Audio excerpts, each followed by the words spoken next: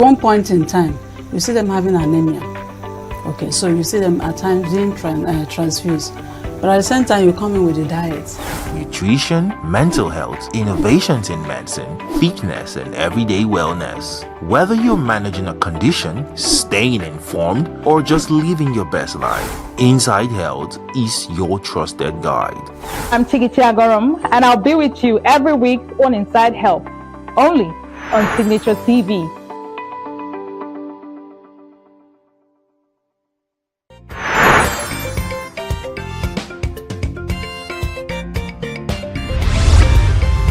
Signaturetv, news in your pocket.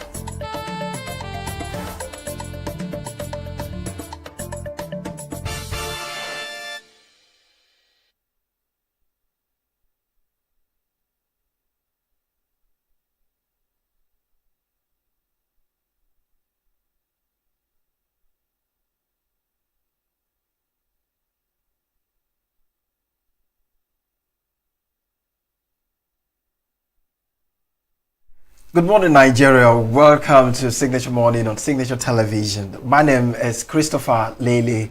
This is a brand new day. Yes, the second day in this week, right? And I'm happy to do this with you. I have with us this morning the Oracle himself. But before I let Oracle do the talking, my name is Christopher Lele. Welcome to Signature Morning. Oracle, good morning. Welcome. Good morning, Christopher Lele.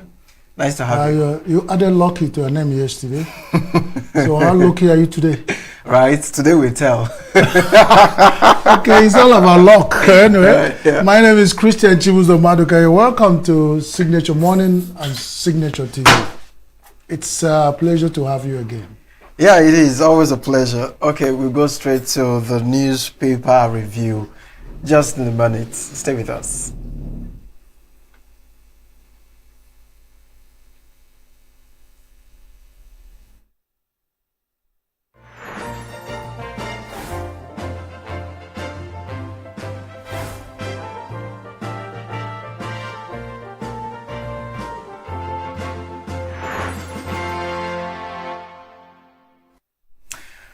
Now to the newspaper review. On my desk this morning is the Daily Trust newspaper. That's the first story we'll be starting with this morning. The first paper actually. And the major story here says, we paid 50 million naira to secure Kebbi judge's release. Family speaking there. Daily Trust newspaper.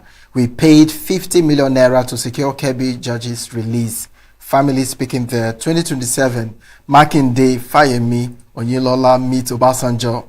Oshun Adeleke seeks president's intervention on killings. Phantom Council, ICPC concludes probe. Okay. State Police Bill ready for Tinubu's review September 3rd. This is all that we have. These are the stories trending on the Daily Trust newspaper. I would like us to take a look at we paid 50 million naira to secure Kebbi judge's release. Family speaking there. You know, as at yesterday, the truth will always come from the family. Yes, I know, yes. No matter how the government and the agencies try to play down on ransom paying, like I keep saying, when a bad thing becomes last over time, becomes culture. Nigeria signed, told the world that they cannot negotiate with terrorists. But they turn around, since the last 1 year, there's no release in Nigeria that have not paid the ransom, either through government agency or through individual negotiations. And there are people who have taken it as their career, business, to be negotiating with terrorists, either on behalf of government or on behalf of other groups kidnapped and terrorized. So that is by the way. So whenever you hear from the source, what we are talking about now is how much. It's no more whether they paid or not paid. So you'll be looking at when you hear again, he said this one 500 million, this one 1 billion, this one 50 billion. So it depends on your what. Chris, I don't know what your ransom what is. So everybody has to, in Nigeria, when you are planning, you're going to plan your ransom what? Because I just... It is no longer at ease. The center is no more holding. And my concern is the federal government believing that it is impossible or advising people not to pay for ransom. I feel it's a very insensitive thing. I understand that they don't want to abate or, give the, these banditries or kidnappers, the leg to continue their work and be getting money at the end. I understand that part of it. But the angle of you not, it's like you beating a child and not expecting the child to cry. How can people trust you enough to come through for them? So people should just stay and believe on you that because you made a statement that ransoms should not be paid, people would not pay at the detriment of the lives of their loved ones.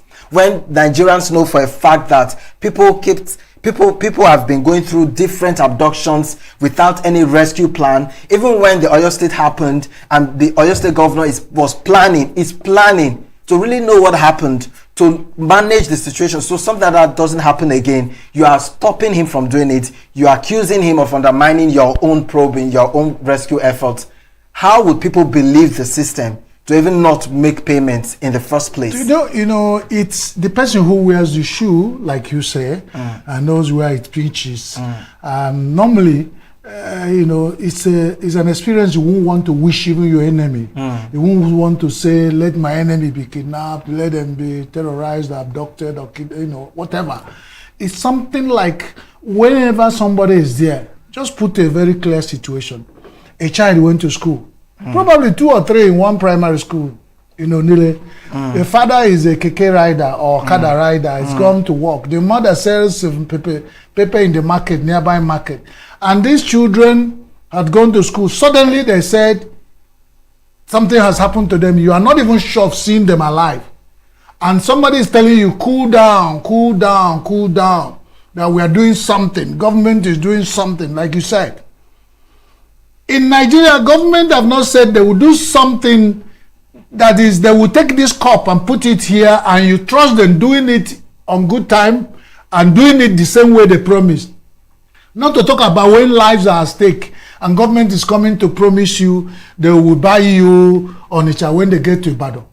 You will begin to want to help yourself. Self-help. Do DIY, do it yourself, has worked out in Nigeria because Nigerians believe nothing works in this country unless you help it along. And you know what I mean if you ask me. Nothing works in this country until you help it along. You have an issue, you went to police station and you go to police station and police says you have to fuel the car for them to go and effect arrest. It's begin to mind giving you just an instance of how Nigerians work. So you don't blame anybody who try to help, even if government comes later. There will be an addition, but they will always take the first move, of course.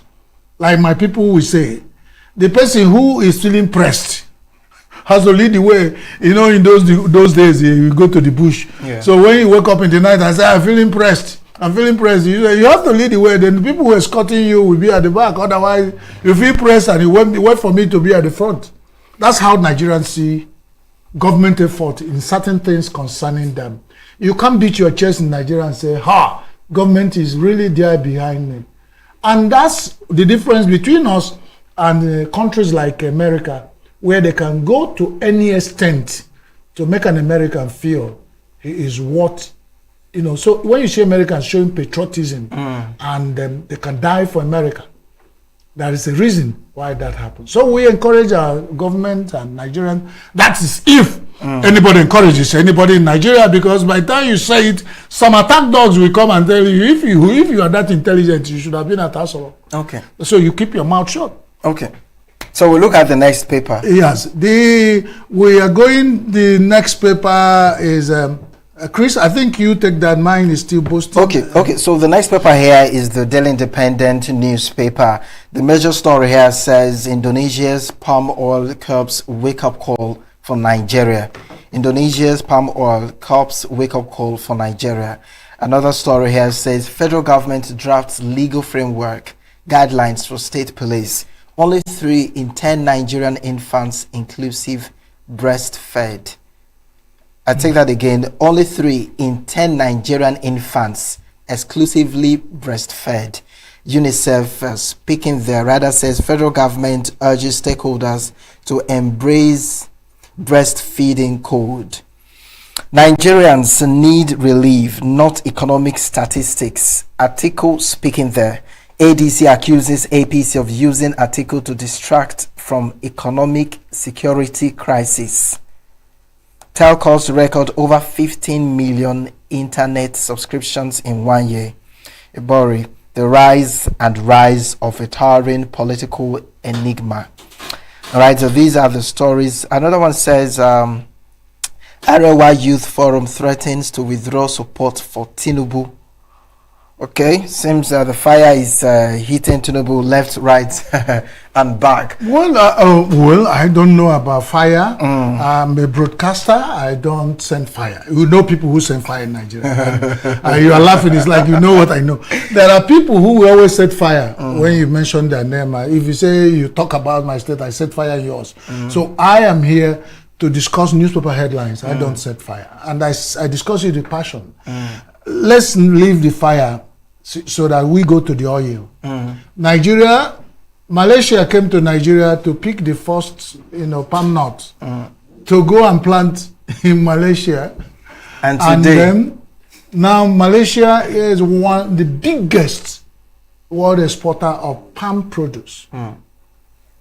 And now we're talking about Indonesia. Their palm oil curbs Nigeria's wake-up call. So it's like everything about Nigeria palm produce business is going to sleep every day. Indonesia now is now curbing our own, curbing us from waking up.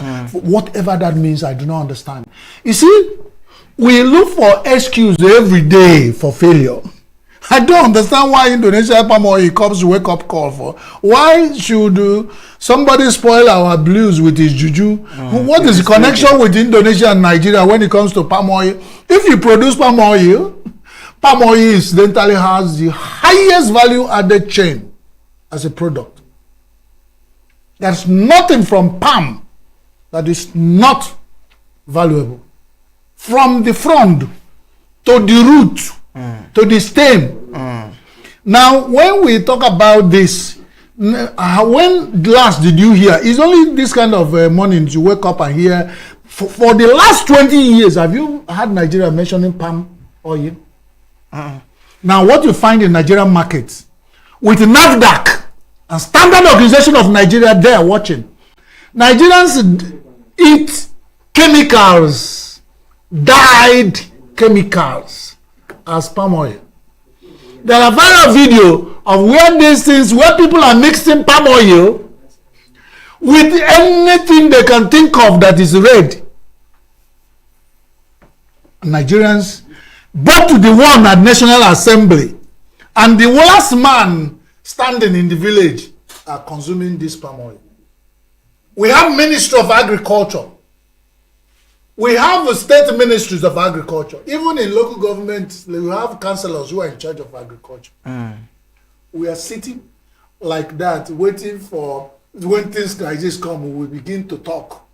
How many palm oil establishment or sectors or those things that were established in the, do you see any government attention? What happened to farm settlements?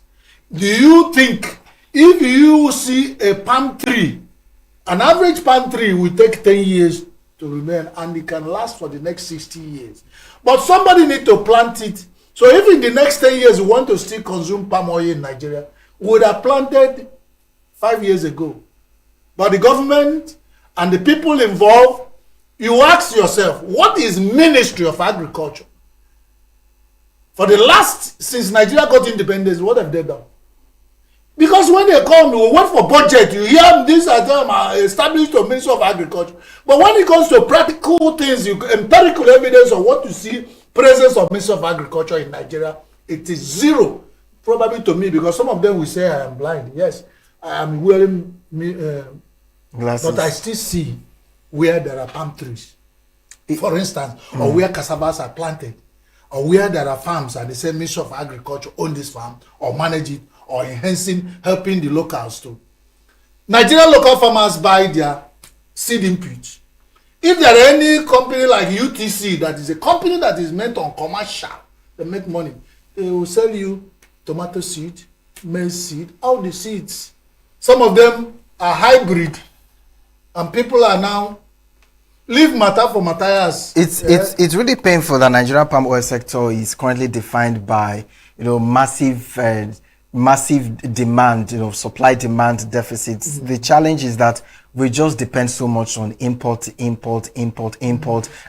it will shock you to know that Nigeria was once the home of producing oil. According to record here, Nigeria was the world's leading producer in the 1960s. In the 1960s, we were doing well. The has understood what you call comparative advantage of states. The Ibadan, of cocoa. And the cocoa industry was growing. Farmers find comparatively they are helping them to grow cocoa. And of course, the rainforest of the southwest helped cocoa growth.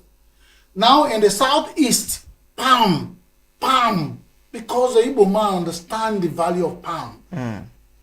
You stand that the stem of palm is used for roofing. You use it for roofing. 500 years, no insect can eat palm tree stems used for roofing. I grew up, I saw my great-grandparents' houses were. In fact, when they, removed the houses, those, the stems of the family they used to roof the house are still lying there up to today. Now, what am I saying? There is this Nigeria. I don't know why we keep, and we have professors, School of Federal University of Agriculture, professors of agriculture, Ministry of Agriculture, ministry, department, agencies of agriculture, and of course recently the last blow that everybody will hook on why our agriculture is suffering, bandit and terrorists. And then went back to successful agriculture, where local farmers go to get the little they can. When they cannot finish eating it, they sell it in local market. And these city hawks will still load 911 to go to the villages to bring them to the city and sell at exorbitant prices. But now some of those networks and value added to our agricultural product are stopped because of bandit and terror, insecurity. So you see, the man who the gods want dead, they'll first make him either mad or blind. And that's what's happening to our agriculture. The nail put to the coffin of agricultural subsistence. Nigeria, you will hear, in 2006, I started entering the world record of food insecure country. Nigeria. With an arid farmland that is half what we are occupying as humans. So you ask yourself, is it Mwambweke that does not know how to cut hair? Or is it that the clipper or whatever agoba that is using to barb that is not sharp? It's not ask because I'm asking you to ask them because you have sweet mouth. My own mouth is always bitter. So according to records here, Nigeria accounts for less than 3% to 5% of global palm oil produce, in the country. It's really concerning, and I hope that the agricultural sector will take a look into this. You are the sixth, is it, in oil and gas? I'm talking about the petroleum thing. That's the way they will understand it. So, but what is happening to them? Nigeria has always been a country that live at the beach and we wash our hands and legs with saliva. That's an error, greatest error, which even God will be so sad and annoyed to solve it for Nigeria. A country so much blessed, everything you touch. There's a musician one time, I don't forget, I think Edna, he said, Nigeria, everything. He said, all you there for here? That time we were at school, we were making joke. He said, Kai there for Sapele or Nigeria, go better. All you there for? That kind of music where people recognize that Nigeria is totally blessed. But how our blessing turned to curse, it's something that our leaders at any time must take responsibility for. Because you cannot be the leader handed over Nigeria to lead, and I will come and start answering questions for you. Whether you are ready to answer for it, or you're going to set attack dogs on anybody who want to constructively tell you where to go. He will not blind. He will not stop the fact that we are in trouble. All right, so let's look at the next paper here. Are you ready for that now? I did the next paper. Have you even talked about? There's something you said that only 3 in 10 Nigerian infants exclusively breastfed in Nigeria. UNICEF. You know what that means? What came to my mind is UNICEF will give standard to Nigerian women exclusively feed your children. Daily independence. Is it not a woman who is well fed? That we have our breast milk producing, that we have the energy to breastfeed the baby for 6 months, where the mama, the papa, even the child are at the risk of hunger. So UNICEF can as well tell you how 3 out of, and that 3 must be people in government. That 3%. Or 3 out of, there must be people who can afford, their wives can sit comfortably, they can buy a mudu of gari at probably 10,000 naira or 5,000 or 2, depending on your location. I'll probably buy a mudu of beans and all those things. Those are people. We go to the same market to buy things. So for them, their wives can do exclusive breastfeeding for their children, their infants. But for majority of Nigerians, exclusive breastfeeding, you can't, like you mentioned the word, you can't beat a child and say you should not cry. They know they carry water for mouth to blow fire. You are hungry. Somebody say breastfeed the baby exclusively for 6 months. It's tall order. Until you breastfeed, have a baby as a Nigerian wretched of the earth in poor masses. And then you go to clinic and the nurses there say breastfeed your. Some, if you tell you what some infants in Nigeria are fed on, you will cry for Nigerian children. Not to talk about exclusive breastfeeding. Let's check another paper now. Yeah. So let's go to is it Daily Independent? Punch. Punch? Yeah. Punch has opened on my phone. Okay. And what else is opening there? It's taking time to open today. Chris, what's happening? Who is doing this? Today is not a lucky day. It's not a lucky day. So you go on. So maybe the job is divided. So okay, and we talk. Okay, no wahala. So the Punch says 2027 Tinubu Atiku Obi weigh ex-governors for campaign DG roles. Rather says Ozodimal, Al Makoro, Tambuwal among front runners for presidential campaign DGs. INEC opens 2027 presidential campaign August 10. Obi may pick campaign DG from Southwest. APC, ADC, NDC to unveil presidential campaign team next week. Tinubu to review state police bill September 3. Labour gives federal government August 11 ultimatum over wage award. 30 years after Atlanta Gold have not been rewarded. Boni Frere, I guess, Bon Frere. I hope I saw that. Yeah, Bon. That was it must be the coach.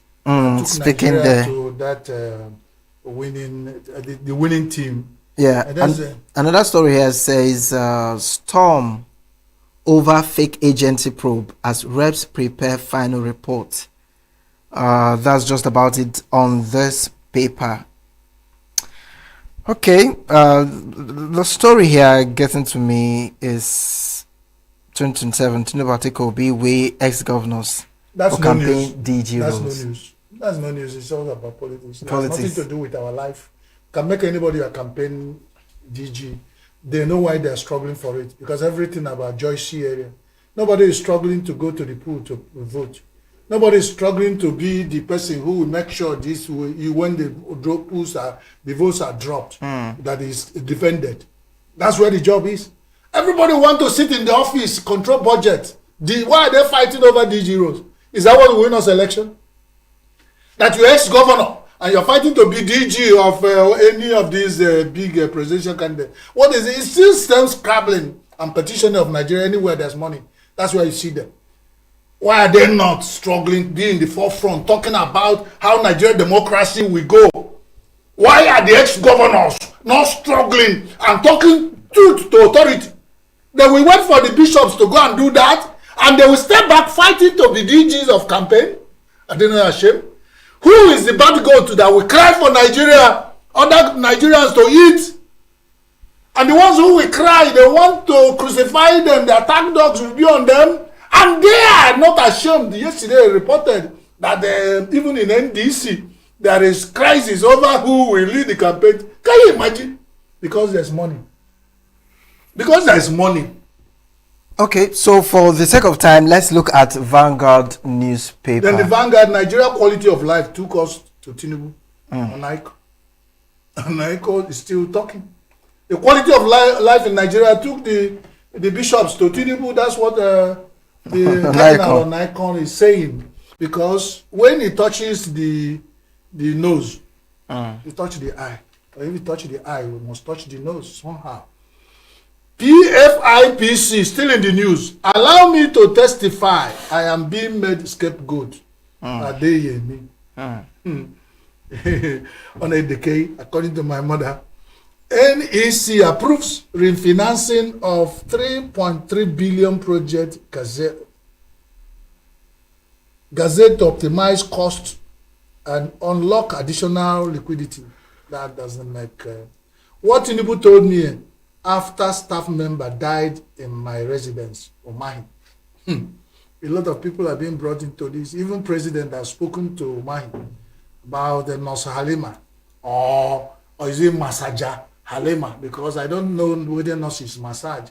I know Nigerians, not Obasanjo, will decide the election, ADC. Yeah, I pity Tinubu, but more concerned for Nigerians. That's Olawekbo Hashim. Yeah? Economic Summit. Shetima Okonjo Iweala, Elumelu orders seek investment for Delta. That's about it. But what interests me more is what is trending about Cardinal Onaiko. He still go ahead to explain the reason why the Bishops' Conference of Nigeria, the revered and the respected and the graces went to see the president of Nigeria. They can't shut them up. Because it's during the time where he said when the palm front, when the palm knot forms at the tail of palm front, you look for the bird that has long beak to pick the palm nuts. Now in Igbo it means no na ba kucha no digu. Achoba nnunu nwere mpimpi ọnụ.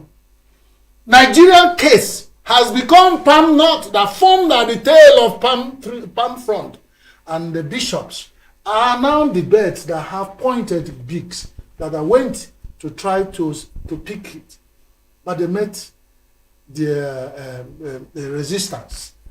And unfortunately, instead of people to sit down to reflect on this revered gentleman's opinion about the issue, whether you agree with them or not, they came openly to attack the opinion. And that's what makes it, you now say, when does it become that when you speak truth to authority in Nigeria, even when you are not partisan, and they want to bring politics into it? Somebody said that the Cardinal Onaiko supports Peter Obi, that's why he went there. He forgot 90-member Bishop Conference of Nigeria, and even their leader. Yes. This person is just there as one of their eldest and the more experienced, and he offered to speak because he has been speaking for the last 60 years as a reverend gentleman. From the days of being ordinary reverend father, to the days of being rectors in seminary schools, to being the bishop of Nigeria until he was made a cardinal and he retired.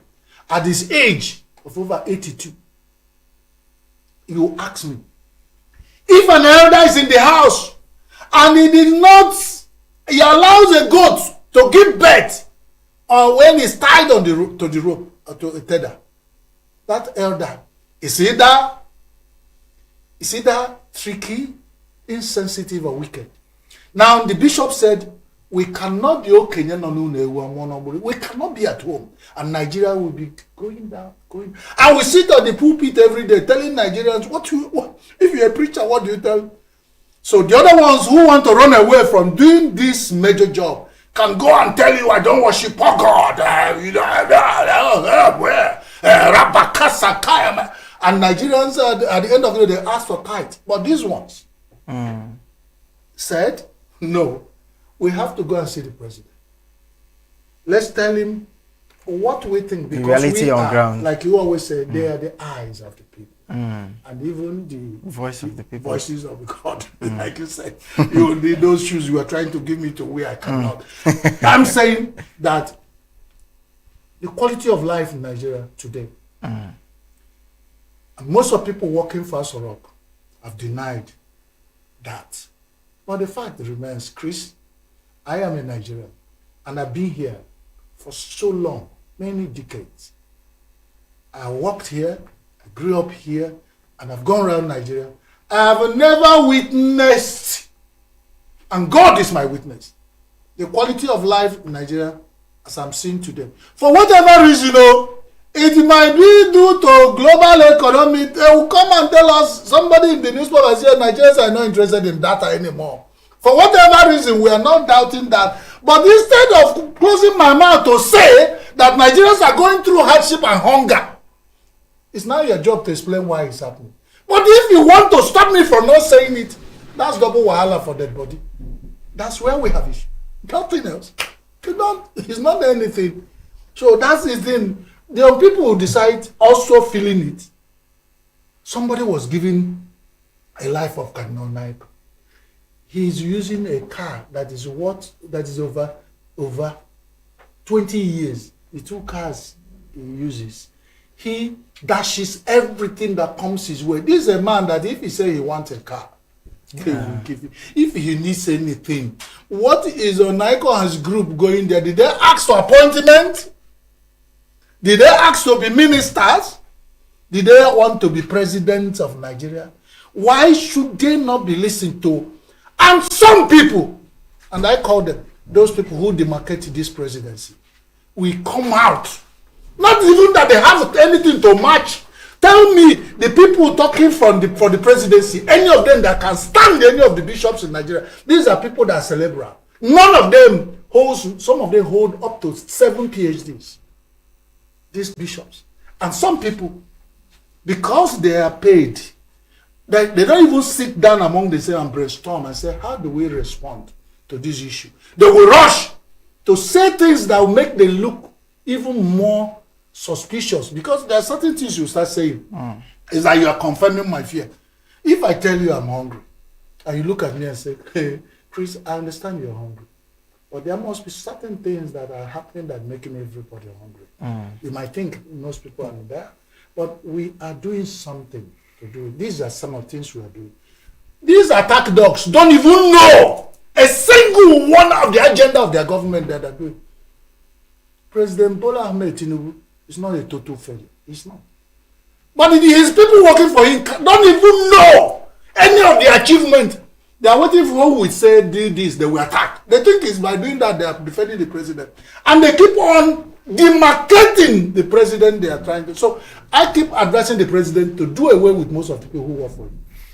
All right, so for the sake of time, we just will run through this paper here. Daily Sun, Oshun Guba Zodema declares poll must win for APC. Rather says, I'll beat Adeleke, says Oyebanji.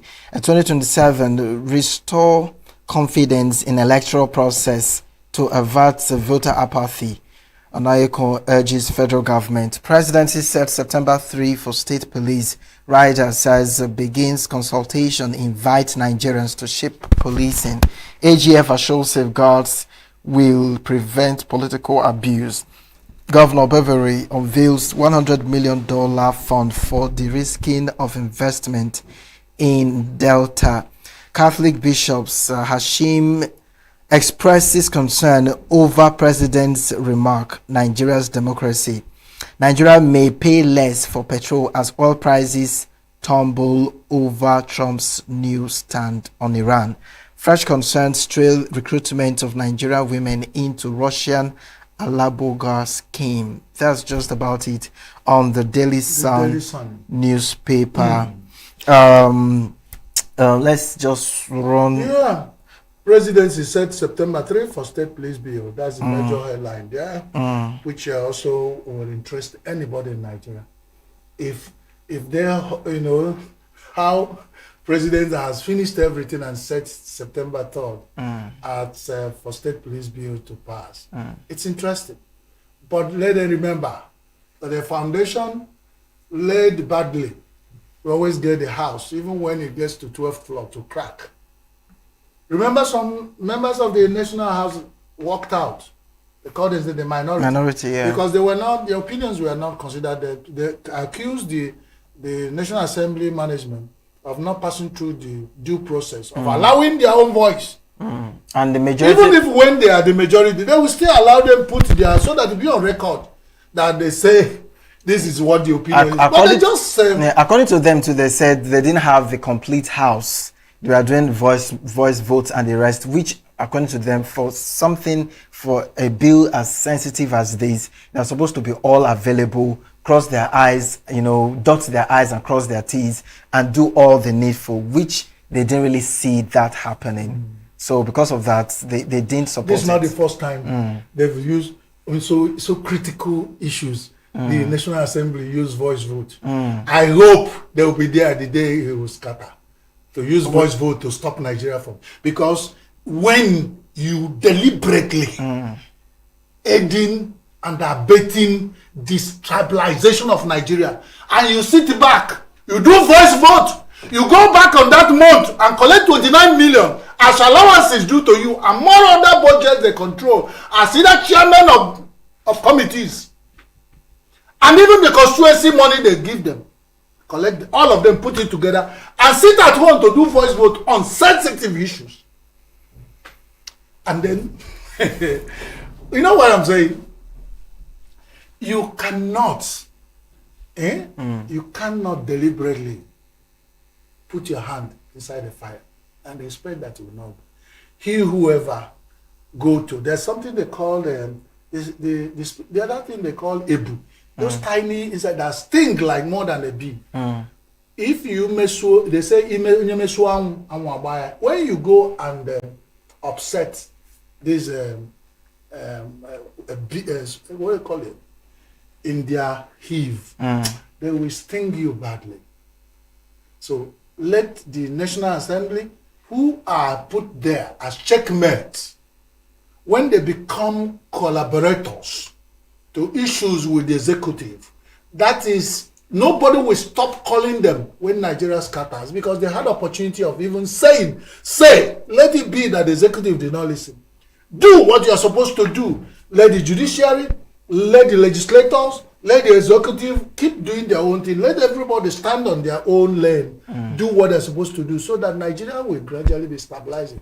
But when one overcomes the other, and they've told them that the National Assembly's appendage of the ESCO, they will shout and do that, but they don't even come out these days, because all you see there, I told you that what baffles me, I don't know whether it's AI or true, that our president of the Senate was conducting a bill and he was saying those who say yeah.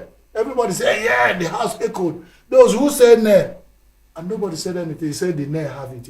I thought it was maybe. I thought sometimes it could be a slip of tongue. No, maybe you know when the mind is saying something and the mouth is saying another thing. And then you never can tell. Excuse. If I vote for you through your party, you become the president of Senate of Nigeria, you come and make such mistakes, and I will give it to you. No.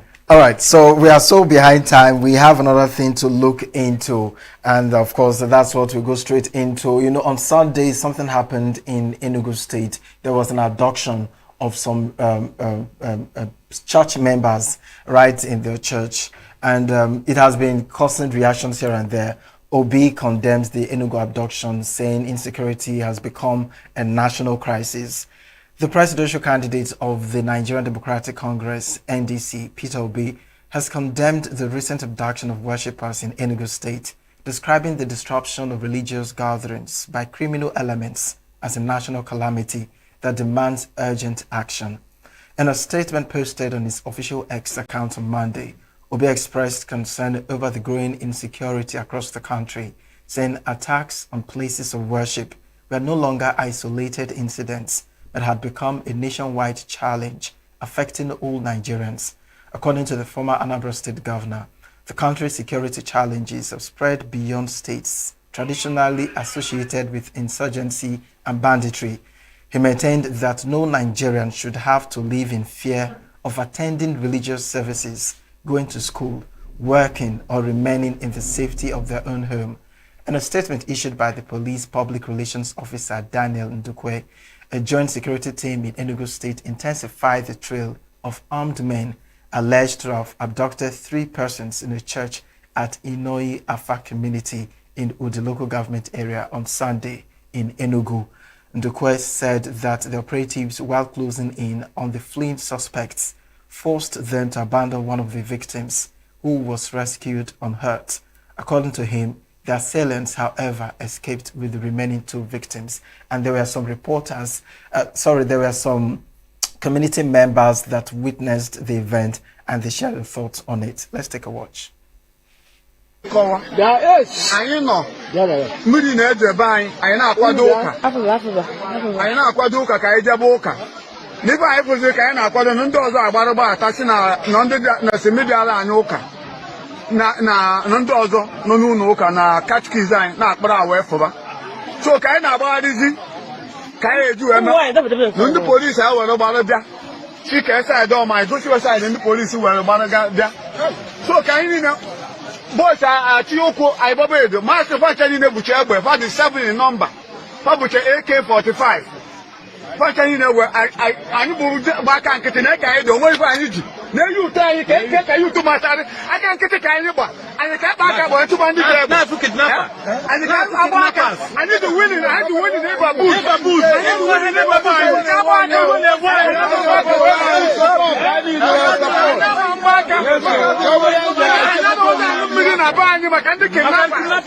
okay, now no man about the moon of the cabin. But he makes it. Governor, because government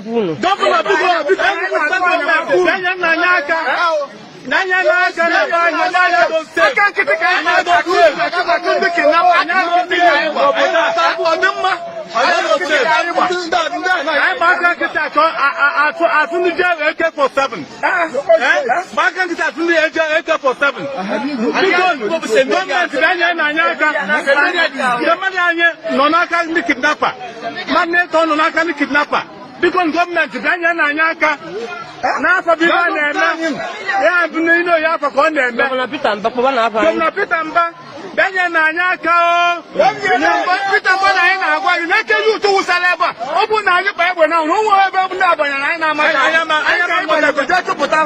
back, I'm like a joke on I will get to another reason why I'm never. I think I can't to work to so because I know your Pitamba, but I know saying a marker, but I don't know saying a marker. If I know people know, but I'm buying a buffer.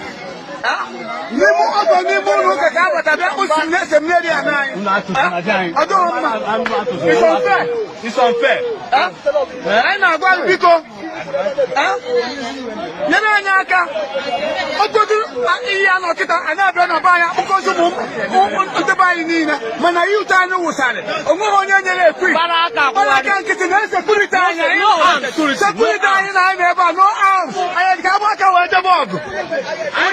We cannot go with empty-handed. Peter, but do something for us. Do something. We are begging you. We are begging.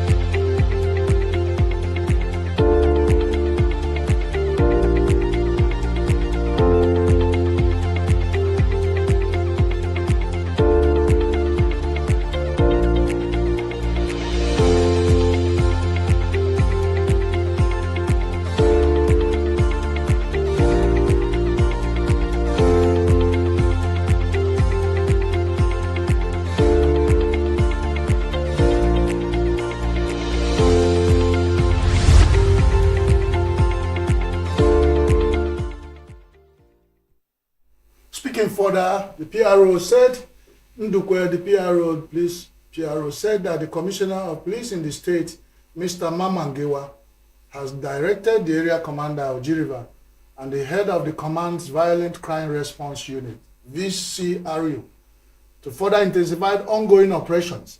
The police commissioner directed them to deploy all available operational assets to assure the safe rescue of the remaining victims and the apprehension of the suspect. That's it. Yeah. That's it. Just when you thought, many people will say, it's none of my business. It's in the northern states, some of those southwest, it's not here. So whatever they're doing, it's not my business. You think it's none of your business. I heard it from one speaker one time. Person says that the machete, that is used to throw at someone, can tomorrow fall on you.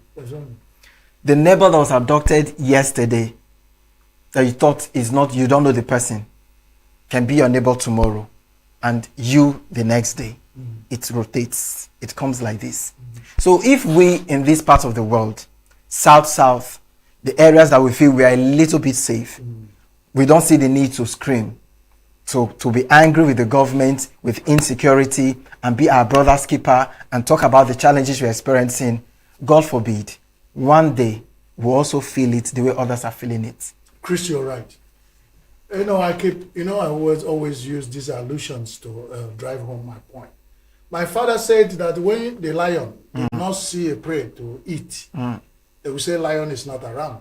Ago but Ago is there. The lion is there.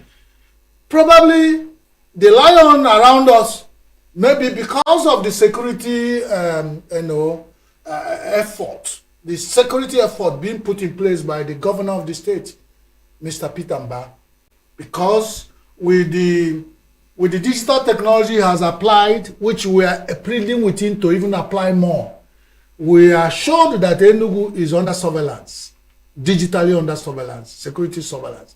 The last officer of the state who was here on this seat, that's the Commissioner for Tourism, told us that from Government House, ENUGU is being surveyed. So our hope is that these people running away are being seen anywhere they are from Government House, and they are deploying effort with the police and all the security agencies in ENUGU to make sure they are tracked. I mean, that's what we expected. But what you said is true, Chris. The security situation in Nigeria, it's bad. It's not better anywhere or worse anywhere. Whatever you see going around is touching everything. And as I said, that smelly thing has touched the ceiling fan, very active ceiling fan, and somebody threw it at it. That is the insecurity. Bandit terrorism has been thrown to the ceiling fan. It's touching everybody, directly or indirectly. Because look at the quiet village in Inoyi, Afa, in ENUGU, just at the back door of ENUGU cold city. The government house is here. The commissioner of police is here. The 82 division is here. The SSS is here. All of them are here. But at their backyard, the old man was shouting. And that's what most Nigerians are calling for. Defend yourself, defend yourself. The old man said they were carrying AK-45. I'm hearing for the first time there is AK-45. And the man was shouting in Igbo. If we had had at least machete, we would have made effort on these people. That 7 men, from what they can count, but that's what they can see. But I keep saying that these people have network of, you might be seeing 7, but inside that bush, there might be up to 50 hanging and waiting to make sure they got there, because once they're able to get what they get, that's when to. And when we started, Chris, we talked about ransom paying. What will make 7 able-bodied people? I don't know the cost of one AK-47. But whatever is the cost, is not affordable. It's not something that... It's not it's not what you say your keke and go and buy. Yes. Or sell your Okada to go and buy. It requires that a network of insecurity people or people financing it. to allow 7 men with AK-47 and the other ones handing somewhere with also arm to go to Afar to kidnap people who are in the church is not experiment. These it's people, well prepared. These people now look out for the vulnerable places and the vulnerable people. You talk about churches where you never think of any security arms or what have you being attached to them. You talk about schools where, of course, you not think or see any of those security personnel attached to them. And sometimes late at night when people are sleeping, when people are not even aware of what's going to happen to them, they just come on them. And I hope that the stories we hear about some of the northern states, how it happens to them, they're not gradually creeping on us from this part of the world where you start to hear stories like this. Because if in Anambra, the police PRO in Anambra in a viral video, even as a reaction, I was watching a BBC Igbo report by Ebere. She was saying that they referred to PRO in Anambra, saying they caught some people who have been profiled to be dealing with these things, the Fulanis. And they were saying they were sent from the north and they have dispersed themselves in Anambra and the ENUGU to complete this assignment and do this project. Because, listen, and like we said, the only thing that keep empowering these people is that once, just check it in Igbo land, once one person, even if that person is a beggar, is picked, head or tail, the kindred meeting, the church members, the concerned citizen, they will respond, even if it's a beggar or a handicapped person they picked. These kidnappers will always get away with money. People will always make effort to go and pay ransom. And that's what they count on. And at this very point, the ENUGU state government, if you can see us and hear us, and I hope you do, and we hope this gets to you, please, can this be the last of this story? Because if this happens again, possibly it will start growing, it will start getting to other places, and you start growing. So look out for not just this community, but other vulnerable communities, and start to send your troops. Just recently, you launched some, sophisticated technologies to work with, to manage insecurities. We have the drones and other security personnel that was launched some months back. If you could start to distribute these things, these personnel and equipment to different rural areas where there may not be a standby security agency to manage the situation, and let there be efforts on ground, not just to rescue the 2 remaining victims that are abducted with these people, but to cope in all the forests, the nooks and crannies, the hidden places in Enugu state that these people will be grooming or growing themselves and breeding around to get more people. Enugu is on the records that as one of the states that have put budget in place, sent their what they call the forest guards to training. I think they've been in training for the last, but by now they should be back, because with this kind of development, they should be deployed wherever they are, whether how they do, even if it's emergency deployment, they should come back and they have to. Forest. Because with these elections coming up and the government attention will be diverted, if there's nobody looking at the back, watching our back, it will be another story repeating itself for too long. And then, like you said, let whatever that is in place that the government has done, let it not be ceremonial. Let's start seeing these drones flying across. Let's see the security spots moving across. Everywhere. Because those their presence, like Igbo say, when there is presence, if you are traveling on the road and you see police, whatever they do, and security is out, whatever they do is not my problem. But when I see them, I have this confidence that at least I can go on. But if you drive on any Nigerian road now for 2 minutes, you did not see police, checkpoint, or army, or anything, I stop and go back, because it shows that road is not passable. All right, so this is how far we go this morning on, of course, the newspaper review. Stay with us as we'll be having a guest coming on tonight. The guest coming tonight, who is their guest tonight, and we need to tell them before we go on a short break, is Chief Dan Olase. He is an elder statesman, and he is a politician of repute. Call him a legendary politician. Until we see him, you know who I'm talking about. So stay tuned, don't go away. Chief Dan Olase is going to be our guest shortly this morning on Signature TV. Definitely, it's going to be so it's an very amazing assuring. time. So we have to rub mine with the statesman. All right, put yourself together and get ready for us. In a few minutes, we'll be right back. Every second, every minute, every day, news is breaking, events occur, and there are new developments. At Signature TV, we follow these stories objectively, bringing all sides without bias, explaining the complex issues, breaking down the numbers, and investigating the issues behind the news. Anywhere and everywhere, near or far, wherever the news is, we will be there. Signature TV. News in your pocket.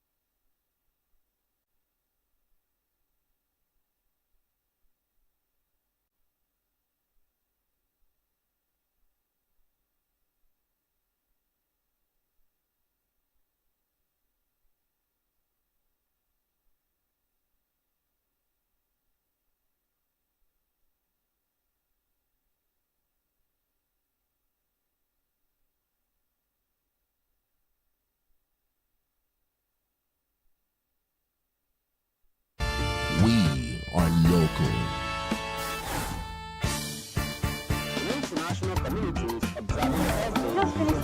Where the main market is in chaos. People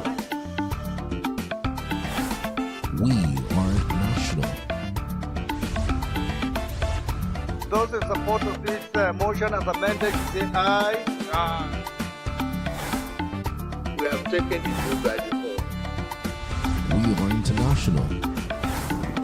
Israeli airstrikes. Donald Trump left us the worst unemployment.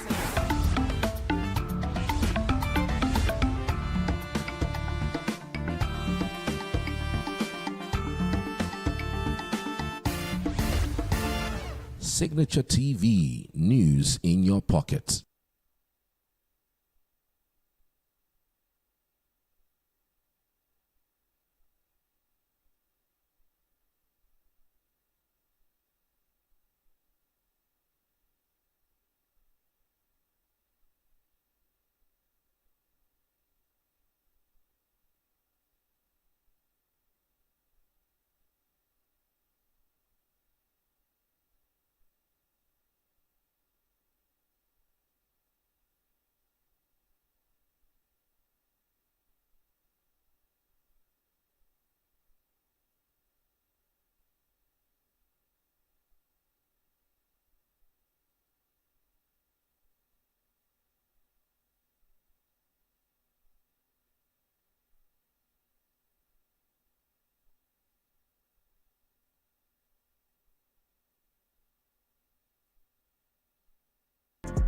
Get plugged into the heartbeat of entertainment on The Hub, your ultimate show on e-vibes. From trending stories and social media drama to top charting music, must-watch movies and exciting moments from the world of arts, we've got it all. Join us for unmissable conversations with your favorite entertainment personalities, plus fun segments every week. I should try harder, so... Okay, I don't know that one. Outfit of the day. Oh, I don't do that. That's some Gen Z stuff. Oh, now you say it's a Gen Z stuff. It's everything you love about entertainment, served fresh every week at 1 p.m. with weekend repeats just in case you missed it. The Hops on E-Vibes, where the vibes never stop. Only on Signature TV.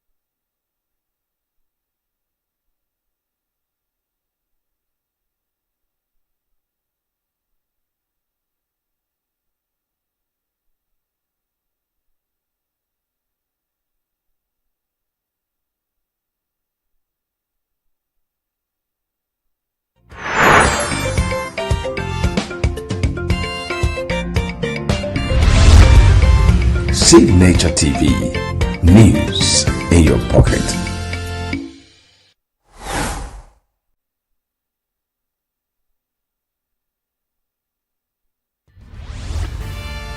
We are local. International communities observing Why the main market is in chaos. People We are national. Those in support of this motion as amended, say aye. Aye. We have taken the vote by default. We are international. Israeli airstrikes. Donald Trump left us the worst unemployment.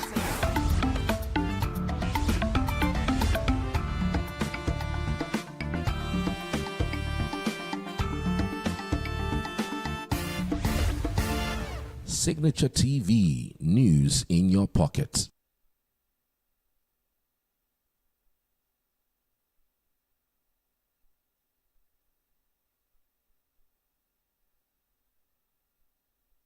Nigeria's democratic landscape operates as a hybrid regime defined by 27 years of uninterrupted civilian rule alongside deep-seated electoral apathy and institutional friction. While the country successfully transitioned from military dictatorship to its fourth republic in the 1999, recent political metrics revealed a widening gap between democratic processes and citizen trust. The state of the nation's politics is increasingly shaped by severe economic pressures, shifting from voting demographics and preparations for the upcoming 2027 general elections. A study by the Impact Development Initiative revealed that 77.8%, that's about 28 out of 36 of Nigerian states, rank in the low democracy performance band, with 0 states achieving a high consolidation score. Local public sentiment polls reveal that only 41% of citizens trust the Independent National Electoral Commission, while trust in the National Assembly sits even lower at 22%. Ahead of the 2027 general elections, minor political parties are seeking coalitions to challenge the ruling All Progressives Congress, APC. Although 77% of citizens express an intention to vote, a steep 42% openly fear electoral violence, establishing security and logistics as crucial prerequisites for reversing national voter apathy. And this is where I'll leave it for and Oracle to introduce. this morning on Signature TV morning, we have with us live in the studio Chief Dan Ikechukwu-Lase, a man defined by courage, clarity, and unshakable commitment to truth, who has traversed all the political divides as advisor, political player, and Chief Dan Olase is here with us. Chief Olase, you are welcome to Signature Morning on Signature Television. Good morning. Nice you are looking for somebody who has gotten to the 80th floor and moving gradually, nibbling to the 9th floor.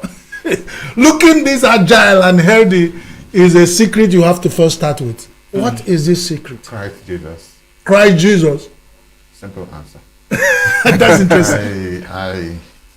Everything about life belongs to the Creator.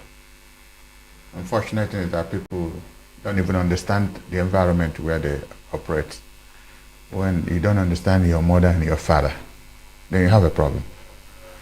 You live in a country where the country as Nigeria cannot honestly tell you the number of its citizens. If you are married today and you have a wife, you know she has 1, 2, 3, or 4 or 5 children. If you have 2, like it still happens in most of our environment, you should be able, the first question you answer is, this is my wife, or these are my wives, and this is the number of children I have. Anybody who misses that basic principle of life is a failure. That is why, unfortunately, I have classified Nigeria almost a failing country, because it cannot tell who are his citizens. Where are they? Where are they coming from? Are they in Nigeria?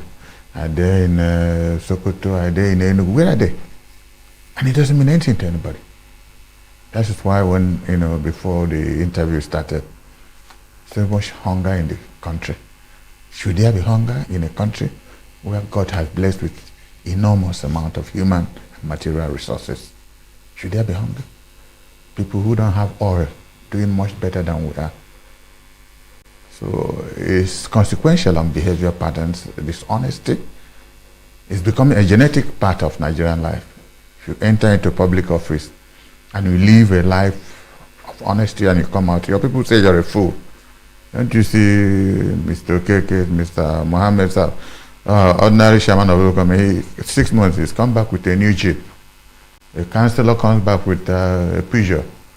That is the way of life. Nobody thinks of the common person that helped them to get there. And this is why I was listening to an argument people were making. They said, why do people take 5,000 or 10,000 from the polling booth? And I asked somebody, why wouldn't they take? And somebody, very responsible to the turn, I said, civilized. I said, why would they see that person again? They will never see that person again. Unfortunately, they will never see that person again. So that money in his hands, though fraudulently acquired, is the only, even if it's one day he feeds or she feeds her family with it, he said you can go to hell because nobody remembers them. 774 local governments, water is not running anywhere in 21st century Nigeria, and you don't think we need a democratic revolution? This is why if it's the same God I worship, Peter will be president-elect by the grace of God, unless he doesn't want this country to stand. I believe so. And the Lord I worship has never disappointed me. That's why they're making every effort. Dismantle him, kill him if possible. But that might be the beginning of the tragedy that will befall this country. All right, so before we go deep into that, let's go to the roots. All right, you are a political technocrat, one of the founders of the PDP. Yes. Let's start with your passion, your vision. What led you into politics in the first place? How did it started for you? And what did you have in mind when you went into politics? Well, it's an exciting question because unfortunately most people didn't know that I was born into a political family. Okay. My late father, who died in 2009 at the age of 97, if you were where you were not born before the war, he was the chairman of NCNC in the whole of northern Nigeria and president of Igbo State Union in northern Nigeria. So I lived in a house, then I was in college at St. Teresa's. If you come back on holiday, when the phone rings, it's either MI or Zik is ringing, giving a message that will be distributed to all Igbos in the north. So I watched the development of Igbos standpoint. I saw the Civil War, I saw the pogrom, I saw the development. My number is B/009. I was among the first officers commissioned in Biafra. I had just finished my high school at St. Teresa's College in Soka, and I was teaching at the Queen of the Rosary Secondary School. And every day, my late friend now, Emeka Nigeria, who was then president of the Student Union in the university, they will rush into the classroom. We couldn't understand what it meant. But when you get to ENUGU railway station, you see why we fought the Civil War. You see women with open stomach, people with one eye, one hand. And I said, like I said the last interview I had on Arise, I said, I have so much respect for the far north. Those killed during the program were not in Kano, Kaduna, or Sokoto, between Plateau and Makode, what used to be Benue Plateau. And listen to what their governor said. Plateau governor said a week and a half ago, or 2 weeks ago, that prompted my interview with Arise. Immediately said, Ndoka Baibana said, I must talk. I said, this was where the Igbos were killed. And this governor was apologizing to the Igbos. What did he say? That if what they know now and they knew then, that they will join the Igbos to fight the rest of the country. Didn't you hear that news? That was governor of Plateau State. President governor, not yesterday. That was a significant development in the history of this country. That if they know now what they knew then, they would have joined us in the Civil War. We were in PDP together. In fact, he sits next to me most of the time in meetings. I don't talk to him, and he knows why. But I said, he's seeking for election, second term. And he knows that Igbos constitute more than 20% of the whole plateau. And he needs our vote. All the time, union people have been calling me. I said, no. If he's the only available alternative, vote for him. At least he's made an open confession. Let the rest be for God. So the political process is there hope? What we're seeing. If you go to the background of Dr. Nnamdi Azikiwe coming back from America with the American Presidential Initiative, he thought Nigeria was a function of statistics. He went from Lagos to Kano to here. And he settled from Ghana, he came back to Lagos. And then finally there was the first election either in 1952 or 53, where SNC, after Herbert Macaulay had passed on, swept Western Nigeria. At least the formed majority. And Zik was head of government business in Western House of Assembly. And Akinloye came up after conspiracy with,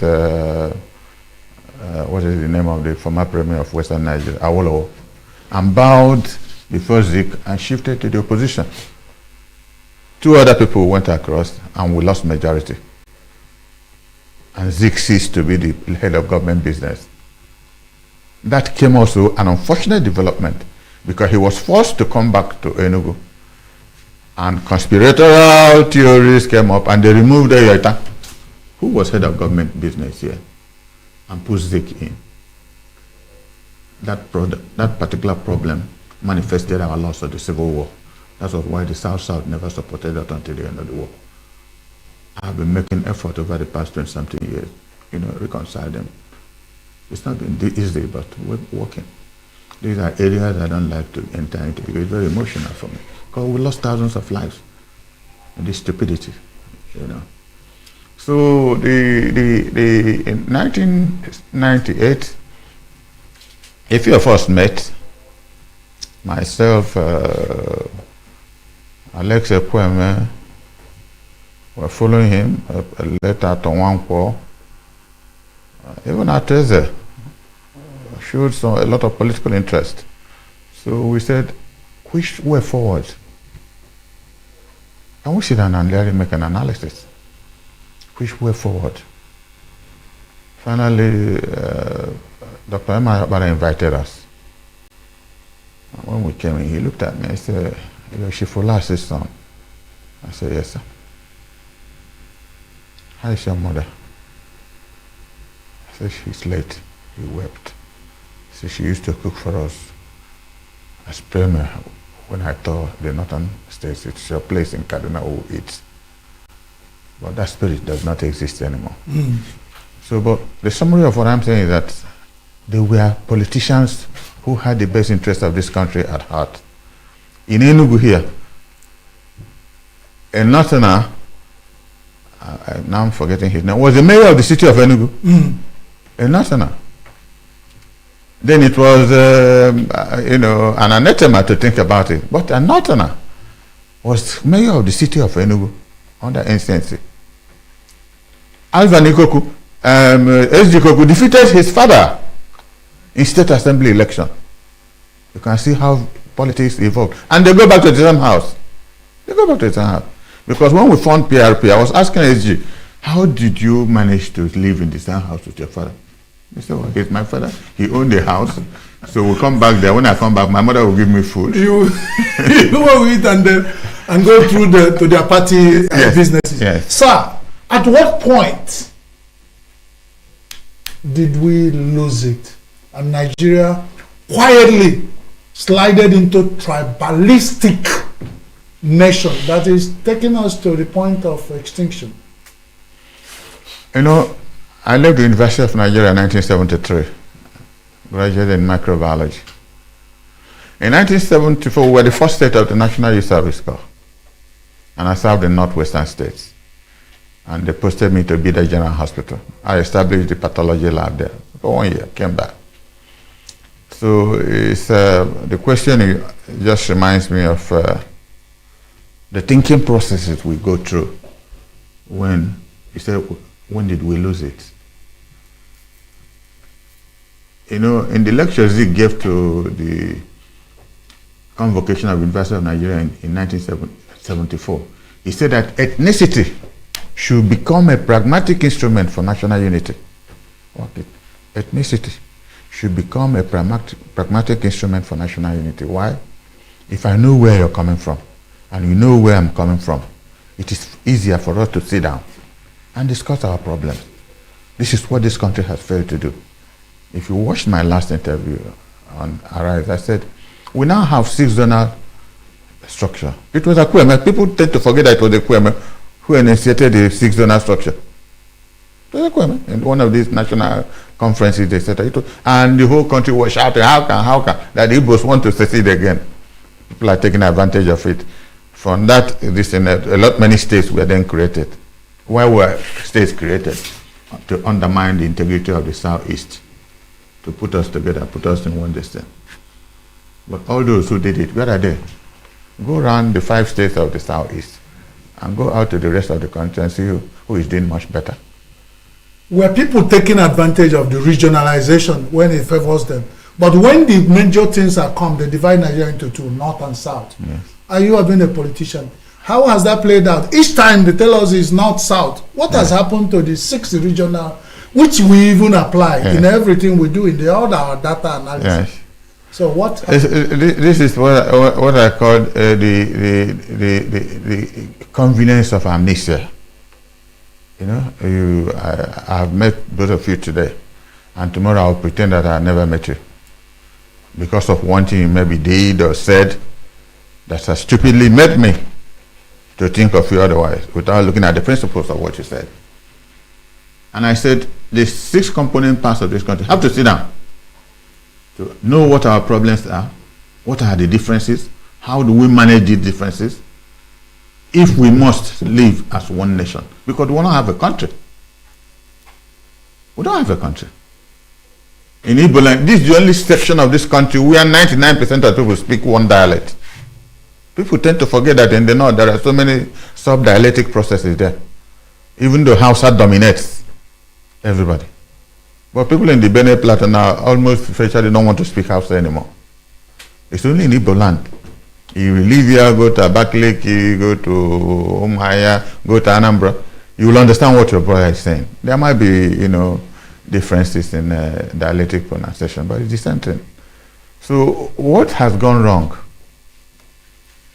Hate, corruption, greed. When people take vows for unsurpassed devotion to duty in civilized communities, in Nigeria we take vows for unsurpassed devotion to stealing. That is why water is not running. That's why water is running. In my place, Independent Land, I've lived there now for 33 years. Water has not dropped for 1 year, 1 day. For 1 day. Now water runs for about 60,000 these tankers. I use it 2 times every month. How many people can afford that? How many people can afford that? So what I'm trying to clear is that there has to be a basis of discussion If not, I was watching, I think it was on Arise, AIT. Somebody was saying something this morning that when this country collapses, it's going to be chaotic. Because the hunger in the land is so much.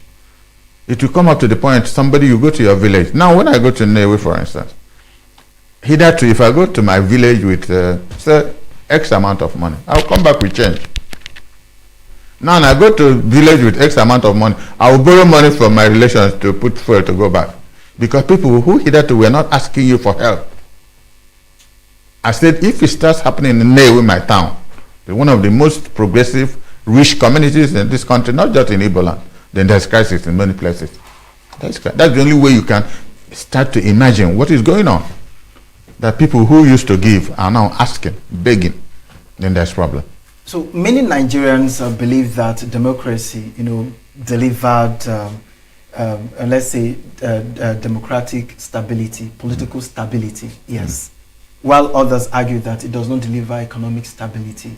But in your years of, politics, what would you say exactly is politics like? Are we succeeding, or is politics failing in Nigeria? We don't play democracy in Nigeria. Unfortunately, what we have is what I call democratic centralism. A governor sits down, he forgets how he came up, he puts in a senator, puts in members of the federal house, puts in state assembly members, and that's the end of democracy. Unless there's somebody extraordinarily strong in that state who comes up with some force, some financial force to fight. You're talking of democracy. Have you ever seen any state where local government elections are conducted and an opposition party wins one local government, or even a councillor? That is the first thing your mind will go up to know what democracy is supposed to be. You vote, I vote, you vote, he votes, and the person who has the largest vote wins. They stay in government houses and write results of local government elections. This is going to be the tragedy of what they are now trying to bring up, state police. That will be the tragedy of Nigeria. Go and mark the day I said this in this office. Because governors will kill people with their agents. If you wake up in the morning to attack them, to oppose them, you think you are now the mates. So with this rascality of winner takes it all, yes. Quite recently, I just want to be specific. Cardinal Onaiko, at 82 years, joined the Conference of Catholic Bishops to go and pay visit to our president.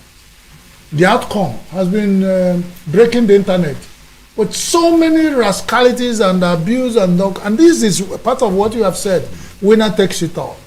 As a long-time Democrat who has played politics from the early days, thank God for your life. What do you think? Well, you said no hope? I spoke with Onaiko 4 days ago. I didn't know how he got my number. And I was almost weeping. I said, "Okay, why did you call me?" He said, "I watch you every time. When I wake up in the morning, I go around the station to know where you're having an interview. I learn a lot when I listen to you. And I use your courage and bravery to say something. And they are insulting me. I said, is that all why you called me?" He was shocked. I said, "I wish I was looking at your face. Is that all why you called me for the first time in my life?" The cardinal called me. He said, "I was trained an Anglican, but I was trained by the Catholic Church from class 1 to upper stage. So I entered the university. So I have so much respect and love for the Catholic Church. You listen to what Tinubu is saying, who is a Muslim on one side and his wife a top Christian, in fact a pastor in Redeemed Christian Church. Is that what you're thinking? Does that give you sleepless night? To think of those that the Lord has condemned already, instead of your offering service to save humanity." He said, "Shibdan, I'm sorry." I said, "Such things will not bother you. Pray for them, because they're handling the affairs of all of us, so that God will help them not to steal more. If we give them 1 naira, let them steal 20 kobo or 30 kobo and use 70 kobo to work. The unfortunate thing, you give them 1 naira, they'll first take 50 kobo. And when they start working and see that the remaining will not do, they eat the rest. I say, Lord, that is why there is no water, there is no road. Water, the basic necessity of life God gave. Signature Television, it is not running unless you are living in London, tell me. In my last interview, I asked, can one governor, present or past, take us to his village? And we open a tap and water is running. This is the only thing the common man is asking for. We didn't ask you to give him a bus. We are lucky in Igbo land that so many transporters are around the place. So if he or she comes out in front of his compound, you might see a vehicle that passes once in 1 hour, and you can go wherever she wants to go. There are places in this country that don't have that privilege. You know, in all this distorted environment, we should be grateful to God in our own environment. It might take you 1 hour to wait for a vehicle, but in 2 hours you might go from here to Aba or Mahia, wherever you want to go. There's no place in Igbo land you cannot reach. Go to Anambra now and see what the governor is doing. That's of, dual carriageways. The first time I was going to my village, I came out of Amobe. I jumped into expressway. By the time I opened my eyes, I was at Neu. That is development. You don't see it any other place. He might have his shortcomings here and there, but that is positive development. You live in ENUGU here, see what young man is doing. Go in front, look at the international hospital, he's almost finished. Look at the international hotel he's building. Now I asked him, why are you building the international? He said, okay, if we don't do it, no international conference can take place here. No serious-minded businessman can come in here if they don't have an environment, secure environment where to pass the night, or nights they want to stay. That is why it is my priority. Thinking, that kind of opera mentality. So in all these situations, we need to thank God. All they need is to have coordinated effort now among the 5 states. Not asking of 6 states. They can go to hell with their state. They can give them, say, 20 states. That does not make difference in what we have on the ground, because we are still a lot better than any other zone in this country. And we have no apologies to offer to anybody. It's our people's hard work. It's a gift of God. And they can't stop it.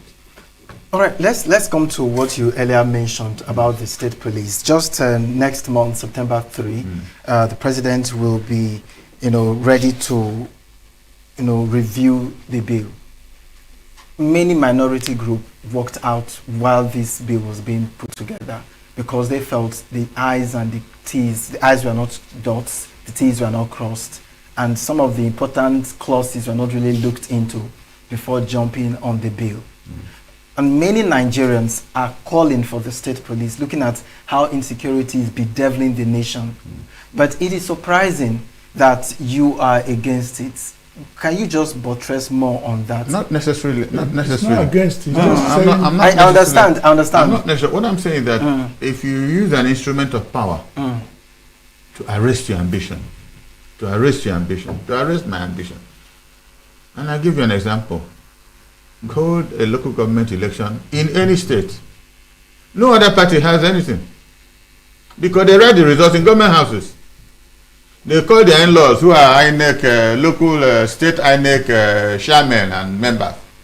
They stay there and you'll be voting, they'll be announcing the result. It happens in this country. People are in the press. It's not news. You are voting and the result is being announced.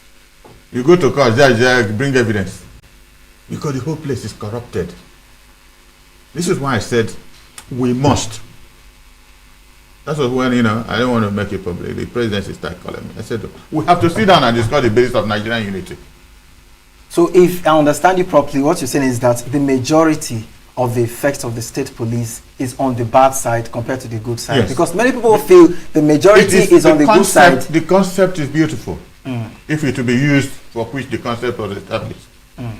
But if the concept is that a governor is in a state and he takes you as his in-law to be chairman of the state police something, or if you're a retired officer, policeman or army and you're his in-law, he puts you there.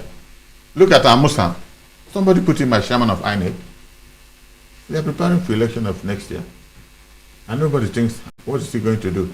And people are now complaining. When I said it in the second to the last executive for PDP, said, how can you say that? That is why I stopped going to meeting now. They come and say, no.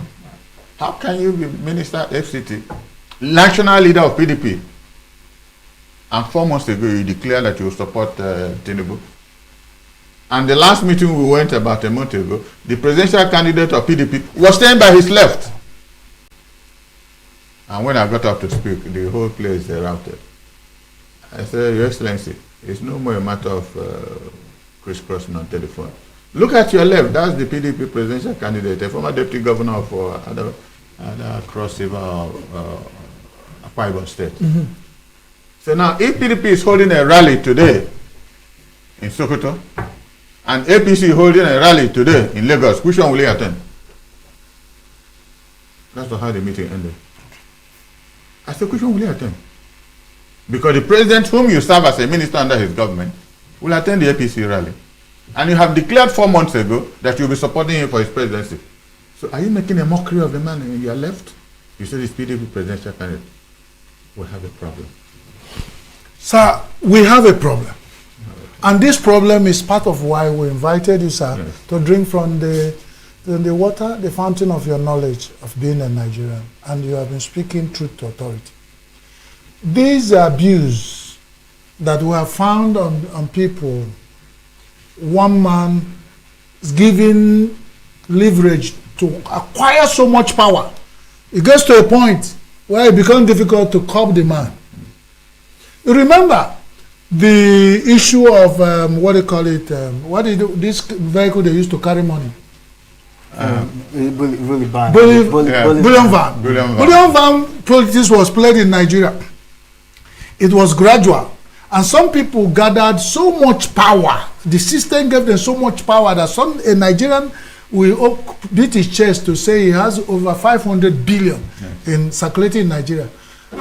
And we are talking about people who can earn 5,000, they're going to the same market with him. What can these people buy? And when they begin to buy, they continue to buy. Who will stop them eventually, sir? Is it a question? Yes, sir. I'll answer your question by giving you a short narrative. I've been chairman of National Republican Convention in Anambra State during the June 12 election. Go into your record. That was the only state Ezife was governor, and I was the opposition party. I beat Ezife in Anambra. Even though the last time they maneuvered and said it's now and he had 51, I had 49. I did. So, what was my candidate's name? The Kano... Rimi? No, not Rimi. Okay. Tofa. Okay, yes. Tofa was the presidential candidate. June 12 election. So, why I remember this was when we went with Ekweme to Jos after PDP, the first PDP convention to bring out a presidential candidate. Shehu Shagari had organized the whole northern delegates into Jos. And we came from ENUGU by road, went by road. Myself, Letumba Nuju, a couple of other people. Many of them are late, I don't want to remember that. So we went by road, we came into Jos. Abdul Salam Abubakar was the head of state. But Ibrahim Babangida was in Jos. And there was nothing that Shehu Shagari did not do to make sure Ekweme emerged as the presidential candidate. About 5 o'clock in the morning, voting hadn't started. Then we are called, myself, latest Senator Nyabobi, who was there? A couple of other people were called to a place. When did we meet them? Ibrahim Babangida, former head of state. I said this on TV. He said, we cannot allow Ekweme to emerge. And nobody spoke, and I said, Your Excellency, why? He said, because we removed him and Shagari with a coup. It would be foolish and naive of us to allow them 10 years after to take over power. We don't know what they will do with us. So Obasanjo must go in. He left the place weeping. When I said this on an interview, people were weeping. I think it was on AIT. So it was the most frustrating day of my life. That was when this country melted. Because if Ekweme had taken over this country, in that first convention in Jos, this country would not be where it is today. All you needed was a leadership. If you give P2B Nigeria, he will turn it around in 2 years. All you need to turn a place around is not to be a thief. Every other person following you will not be a thief. They must perform. That is what we lack. There's no performance, no love for country. And when I started, I said people take vows of unsurpassed devotion to duty. We take vows of unsurpassed devotion to stealing, to fraud, get rich overnight. You see your brother goes in as councillor, 2 months, he comes back with a small vehicle. He goes in as chairman of local government, he comes back with a jeep. How does this money come around? And that village he comes out to intimidate his native. Water is not running. There are no roads. And shamelessly, he comes to a village meeting and distribute money to them. The road rise. We have a problem. We have so many people like you, sir. But you can only have so many people like you. But this is that's what we're saying. Now, is it that some people have cowed the elders like you, which were many all over Nigeria, and Nigeria is degenerating, the country has been cornered with fraud, get rich overnight. Nobody. Go to Abuja. Let me give you one example where you weep. Stand in front of the Federal Secretariat. The road on your, depending on where you're coming from. If you're coming from Hilton Hotel, Transcorp Hilton, you turn left is entering the National Assembly. Stand there for 1 hour, you will weep for this country. You see the latest jeep made everywhere in this country, entering legislators coming with 1, 2, 3 jeeps. Is that the country that you're asking me how we do it? These are people who have taken oath of service from their village, kneel down begging their relations to please vote for us. When we go there, we'll make a change. Has any of them made any change anywhere? Sir, let's talk about the PDP. Yes. You were one of the founding members of that party. Yes.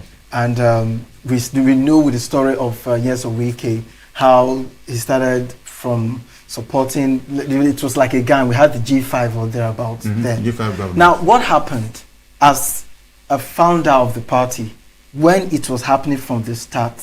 What was the effort to manage it? Because right now, many people are saying that PDP is now the shadow of itself.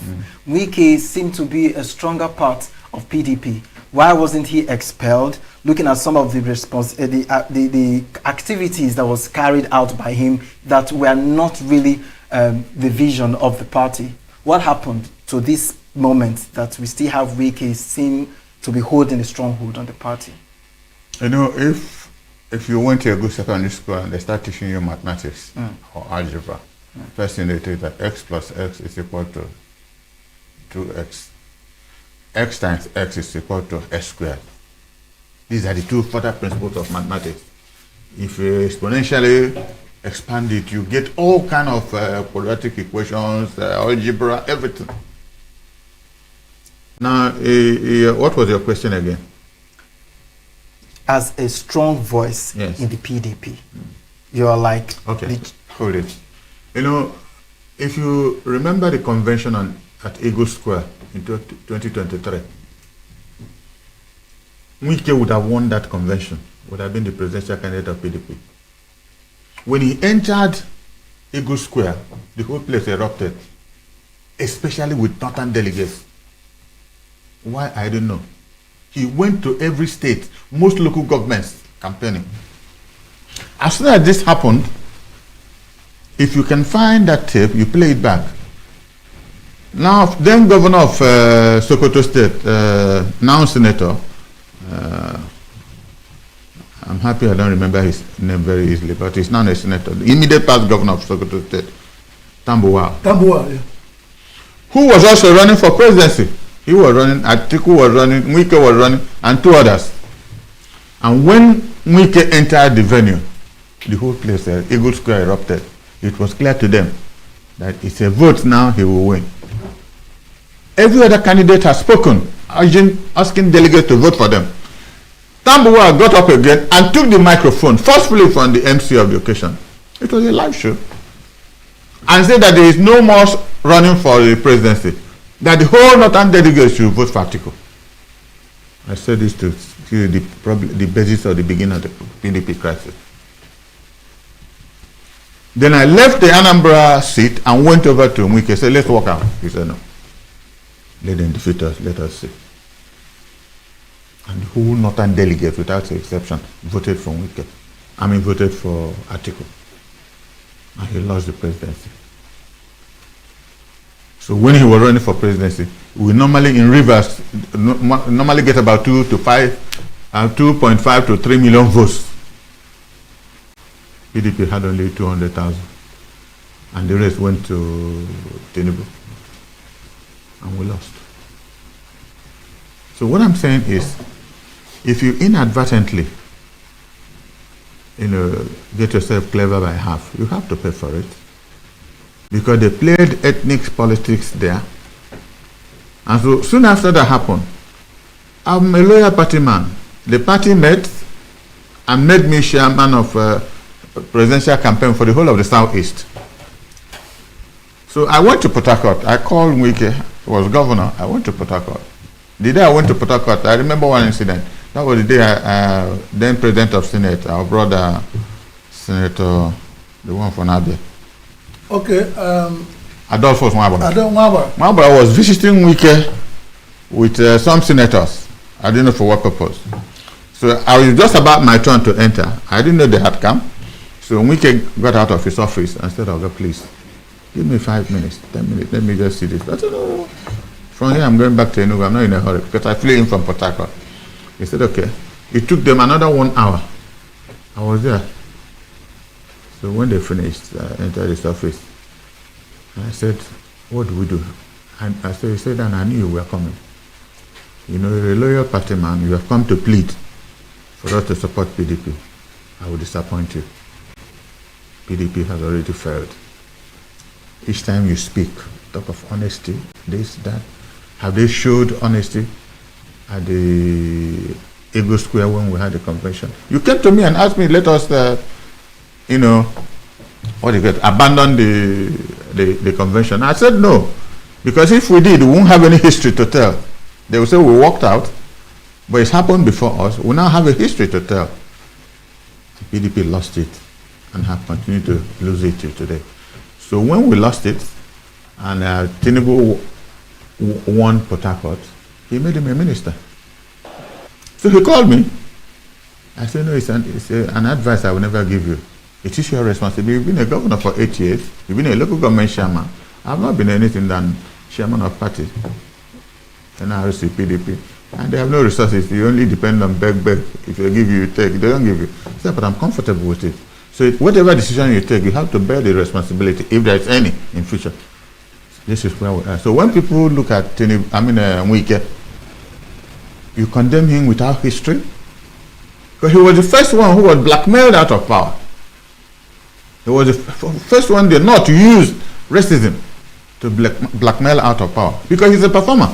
I was just listening to the news this morning. Go to Abuja and see what he's doing. You would not believe people had been FCT ministers in the past years. But go there and see what he's doing. Somebody who has capacity to perform. Wherever you drop him in your village.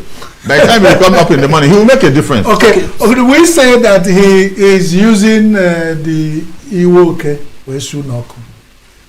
You are a maverick politician, an elder statesman. About to retire.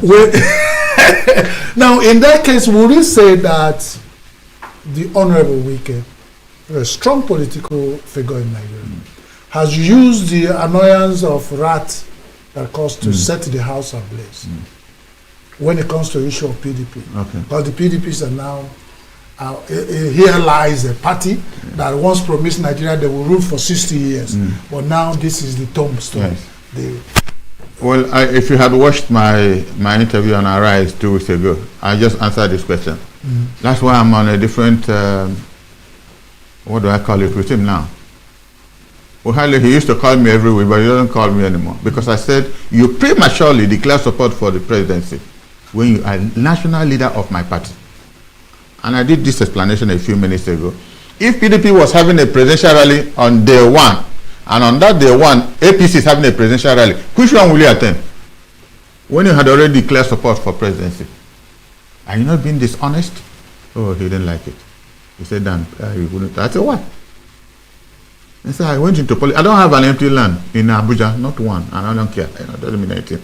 When I left the university, I asked God for 2 things, and he did more than to have a place where I would live after my youth service. I lectured. I was among the first staff of IMT. I lectured there. From there, Jim over to say, "Come and join business." It was Jim who pushed me to business. I have a house in ENUGU, and I have a house in my village. I don't have any other place, and I don't want to. What I asked God to do for me, I didn't want to be a tenant, so that I have voice to say truth to whomsoever it is.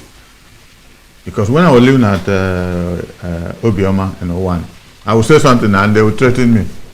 They will go and tell my landlord increase rent because I can't afford to pay. They will increase rent and I'll stop going to. That time Boniface of Okaja or the director general of the place. He said, why did you say this on interview now? They want me to remove you. I said, remove me now if you want to remove me. I'll be removed. So let's look at the insecurity we are experiencing now in Nigeria. Yeah. Just recently in Enugu State, a church was attacked and 2 worshippers were also abducted. This is me bringing it down to Enugu. You know, what we hear happen in other northern states. What's your take on that and also the insecurity generally? It's only God you can ask that. Yeah. You can ask God, and if you don't see God, you ask Pitamba. Because something about insecurity, you know, a time there was, everybody, then they have imprisoned Nnamdi Kanu now. Has that stopped the problem in Nigeria? What did Nnamdi Kanu say you know, if I must ask? That there should be freedom for his people. Igbo should be recognized. Is there anything he said people haven't said before? Is he the one causing the crisis in Zamfara, Sokoto, all this? There's a civil war going on in this country. People tend to pretend that, you know, something is not going on. But people are dying. Look at the abductions in Oyo State, everywhere. So it's difficult for me to, this is the argument now about the state police. What are the conveniences of having a state police?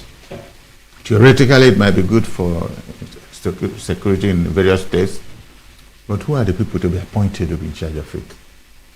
The human angle comes in. So there will be no democracy. That is the most threatening thing about state police. There will be no democracy. Tell me which governor enters there will not want to finish his 8 years. If they will kill you. And there are willing people in this country, paid money, they will kill you. And they kill people on a day-to-day basis because of money. How much when they back money with power? That is my problem with state police. And I give an example. Tell me which state in this country that has been a local government election and you had that another opposition party won a seat. Isn't that the first way for you to start? So if we now have state police to governors who have absolute control and power in their various states, how can there be democracy? As a Democrat, sir. No, let me finish. What I'm trying to say is that you have to devise that state police in a way to make it inconvenient for one person to use. You say that if there are about 4 or 5 registered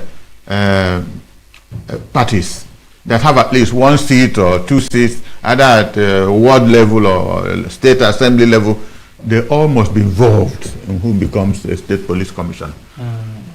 Every party should nominate somebody to be a member of that state police. There has to be an understanding. You don't leave absolute power in the hands of a black man. So you mean we have not had a robust discussion towards this, but we have NJC, Nigerian National Judicial Police Commission has been established also. Yes. Why is there no robust and comprehensive discussion to establish such a sensitive position like state police? Well, why is it? You're coming back to the basis of our discussion. Who are the people?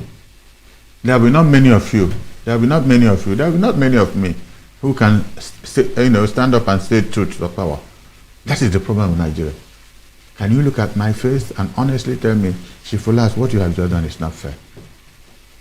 99% of Nigerians can't do it. Either because of hunger, or pretentious hunger, or dishonesty, outright fraud, get quick overnight. There are a lot of problems on our part, that you need Christ to come down and help us. But are we the only creations he had made? Are we the only creations he had made? Why are people doing it better elsewhere? And these are people who either they are good Muslims or good Christians, and they have refused for a good thing to take place. Why? So we have a fundamental problem. How it will be sorted out? And I believe it will be sorted out. If Peter Obi wins, there is hope. If he doesn't win, that might be the beginning of the end. Well, now that actually touches my heart each time you say it. But as a Democrat, because it's pointing to the same fact, but I want you to say it because I trust you will say the right thing. We are moving towards 2027. We are counting down. From official records, INEC by this month of August will declare for open campaign. But we know we're campaigning since the first day they came in power. Now, as a Democrat, many people believe that is the opposition against INEC. And that has been the anathema, the another irony added to our... Many people believe what? That it was the opposition party, the few that have said opposition, the one that someone called it to be on the opposition. They're now fighting INEC instead of fighting the central ruling party APC. What's your opinion on that? Is it correct? You know, I wouldn't say so. But maybe because they believe the INEC is not going to be INEC. The name is supposed to be Independent Something Commission. But how can something that you appointed be independent? Who knows the discussions, the theories, the signature that went around for you to make me chairman? You know the attendant values, financial values in being in INEC. You become a multi-millionaire every night as member. When you hear of budget, state elections, they're just conducting I think in Oshu, they're doing one in Oshu in August. Talking of 80 billion. 80 billion. That's what INEC will spend there. And they spent 309 in 2023. I don't know that of 2027. You know, when you call this billion, it gives me a shock. Honestly. So how can anybody that a governor nominates or president puts in as chairman of INEC, whose bidding will he do? That is why they are trying to eliminate P2B at all costs. And if you watch my last interview, he has been to my house 4 times and he's personal advisor. I said, be careful. God will protect you if you protect yourself. They know if you're on this ballot, that's the end of this government. But God I worship, he will be on the ballot. Let's talk about Peter Obi just briefly before we wrap it. We're already behind time. You've made it clear countless times on this very show your support for Peter Obi and the vision you think he has for Nigeria that will work.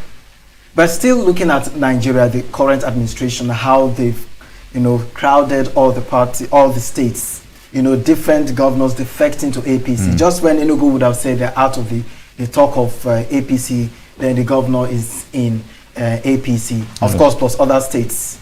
Also looking at how power is strong during the election period.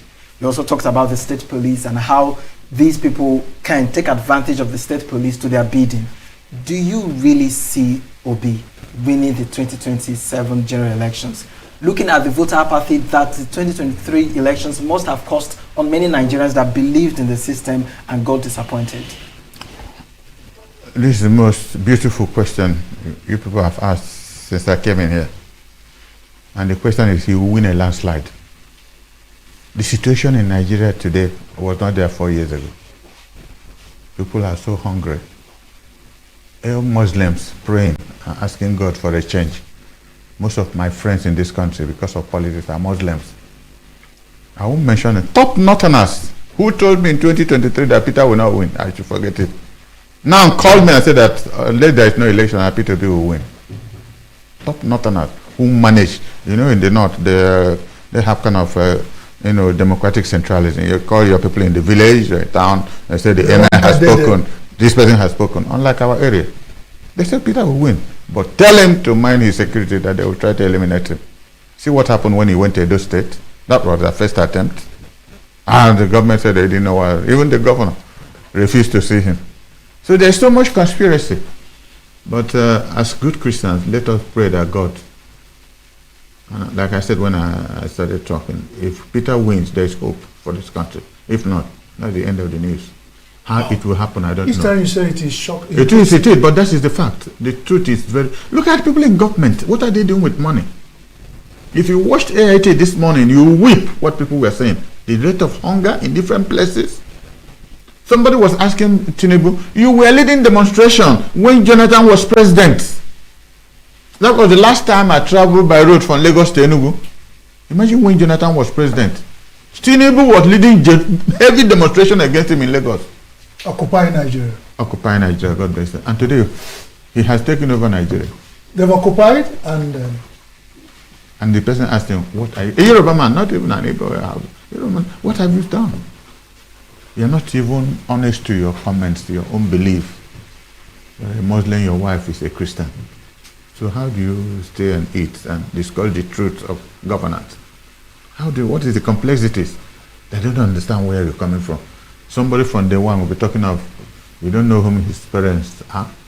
the school he attended. You see, yes, they were showing it on AIT. It said, educational qualification.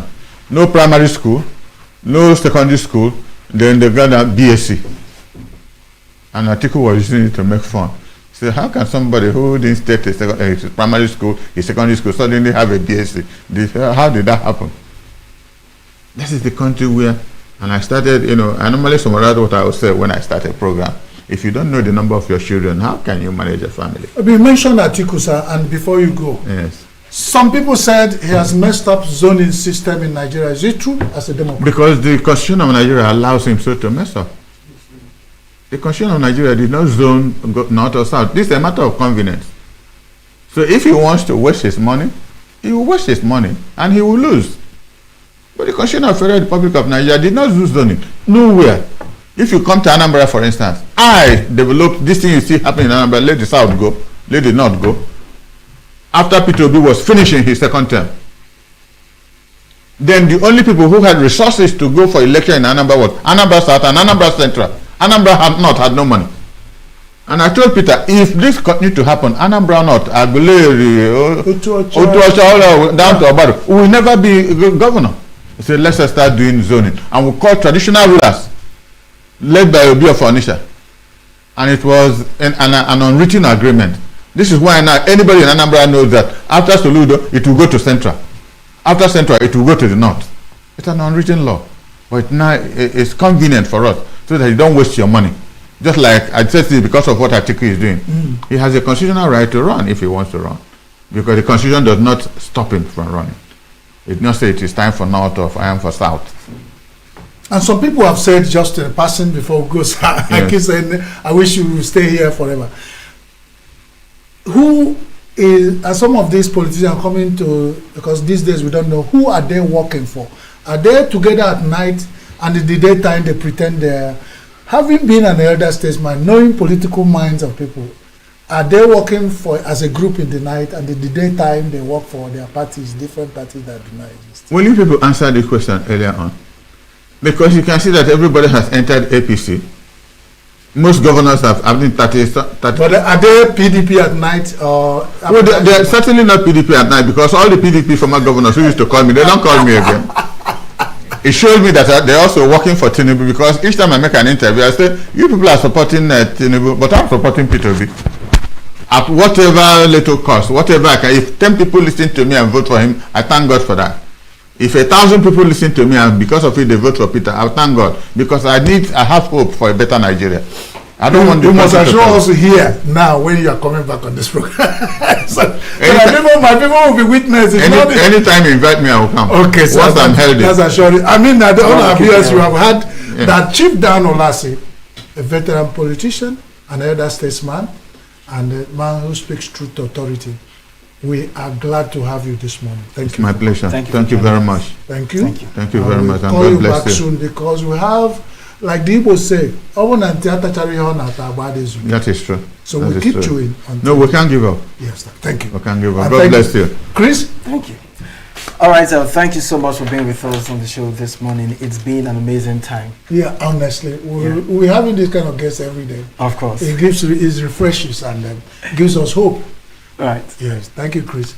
So join us on the rest of the program on Signature Television. Don't go away. Signature Morning continues shortly. Thank you.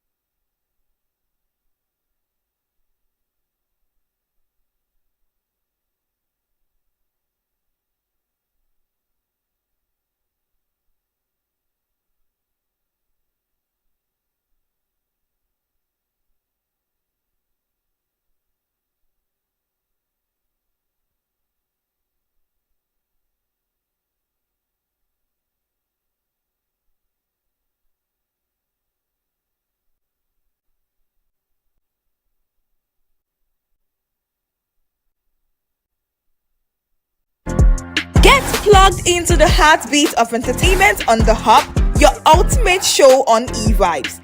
From trending stories and social media drama to top charting music, must-watch movies and exciting moments from the world of arts, we've got it all. Join us for unmissable conversations with your favorite entertainment personalities, plus fun segments every week. So I should try harder. So Okay, I don't know that one. outfit of the day. Oh, I don't do that.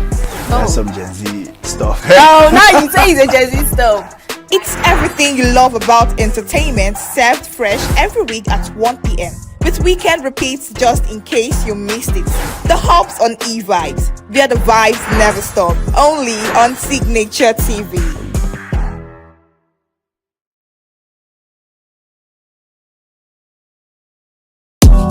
Tired of the snow? Tired of the bad TV signals? Nigeria has gone digital. Introducing Free TV, the national platform for every Nigerian. Get 100 plus channels immediately. Sports, news, and entertainment in your native language. All with clear picture quality. Whether you're in the city or the village, our satellite signal reaches every corner of 36 states from day one. No monthly subscription, just a compatible decoder and you are set. It's a national asset built for you. Take the show on the road, download the Free TV app and stream your favorite channels anywhere. Starting this May, scan to download the app or call 0700 388 7277. Free TV, digital TV for free. Brought to you by NBC.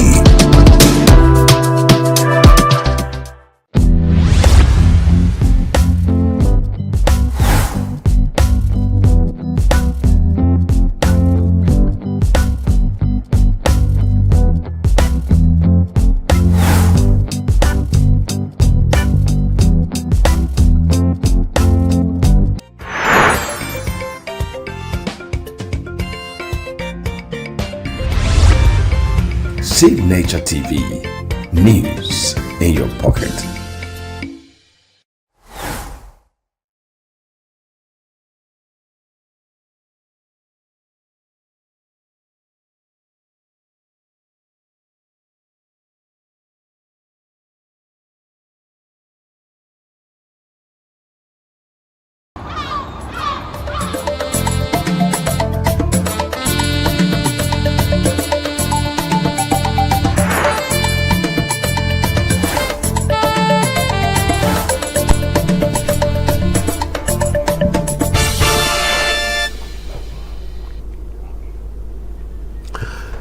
And welcome to Abuja this beautiful morning. The weather in Abuja is, let me use the word thawing, as if it's ice thawing.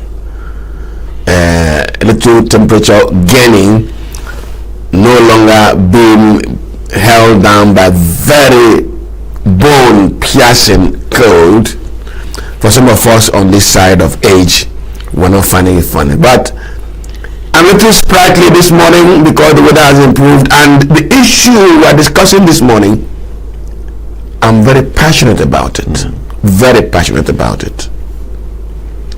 President Ahmed Tinubu has banned for several years the establishment of new private universities. I hope that he extends that ban to the establishment of state universities. In fact, a complete ban on the establishment of new universities in Nigeria. He says for several years. Maybe he's gauging how long he could still remain in power. So when he leaves, there can be a bazaar. That ban, many of us treated it as nothing particularly significant. But that's the issue we're discussing this morning. The several-year ban on the establishment of private universities by President Bola Ahmed Tinubu. What is its import? What does it mean for education?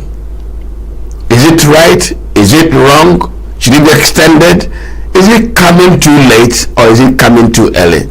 And I have in the studio Prince Segun Adelodo. Prince Adelodo is a senior lecturer at the University of Lagos. University of Abuja. Don't mind me, because that's my university now. A call for sure. Not to worry. Please, you're welcome to the program. Good morning, sir. Not to worry. I'm a product of University of Lagos, so somehow the thing is stuck in my head. That's interesting. That's good to know, sir. Please. Yes, sir. Off camera, we began a conversation. Why, in the first instance, was there a kind of bazaar in the establishment of universities in Nigeria? First, multilateral institutions and advisors and the United Nations and all that identified what they called a gap in access to that level of education in Nigeria. So there was need to fill that gap. Let me draw attention to something. In 1953 to 1957, 60, the same United Nations recommended to African nations that the number of radio sets in a country was an indication of its development, because radio sets provided access to information. But that was half truth. What kind of information? From who? So African governments began to buy radio sets all over the place, and Japanese made a hell of money. A lot of money. Yet no reasonable information for action was available to African nations. Now, the same institutions said to us there is gap in access, and therefore we need more universities. First, interrogate that advice. Okay. And then second, let us examine the gap. Yeah, good morning once again. At this point, I would like the entire Nigerians to understand one basic fact. Why the introduction of private university in the first place? What are the objectives for introducing private universities in Nigeria? Number one, incessant ASU strike has greatly caused the reason why people came up overnight and said, we cannot be wasting the life of our children at home doing nothing. They go to school for 3 months, they spend 1 year at home. I'm a product of University of Ilorin. For like 2 years I was at home as a result of ASU strike. Now a body came up and said, fine, if we cannot influence government, let us have our private universities.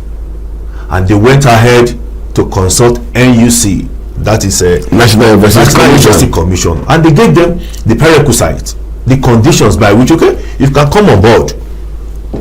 And I could remember vividly, Confederate University happens to be one of the private universities that started early in Nigeria at Ijebu-Remo. I've been there severally. They started well. They have good students. There's something we call cohort in educational system. Yes. The number of students that enter part-time and the number of students that go out part-time. But over the years, the objective changed. People started seeing private universities as an institution where you can make money. They now see private universities as an avenue to improve their own economy, to improve their own personal life. And that is why over the years, in the last 10 years now, there has been a major burden in this country. Students will go to school, private universities, they come back, they become drug addicts, they change overnight. So that shows that private universities as of today, they are not doing what they are supposed to be done. That's number one. Number two, when you go to private universities today, you discover that they don't really have much staff like public universities. I'm a lecturer. Some of us we do physical lecturing over the years. We'll come back to our main institutions.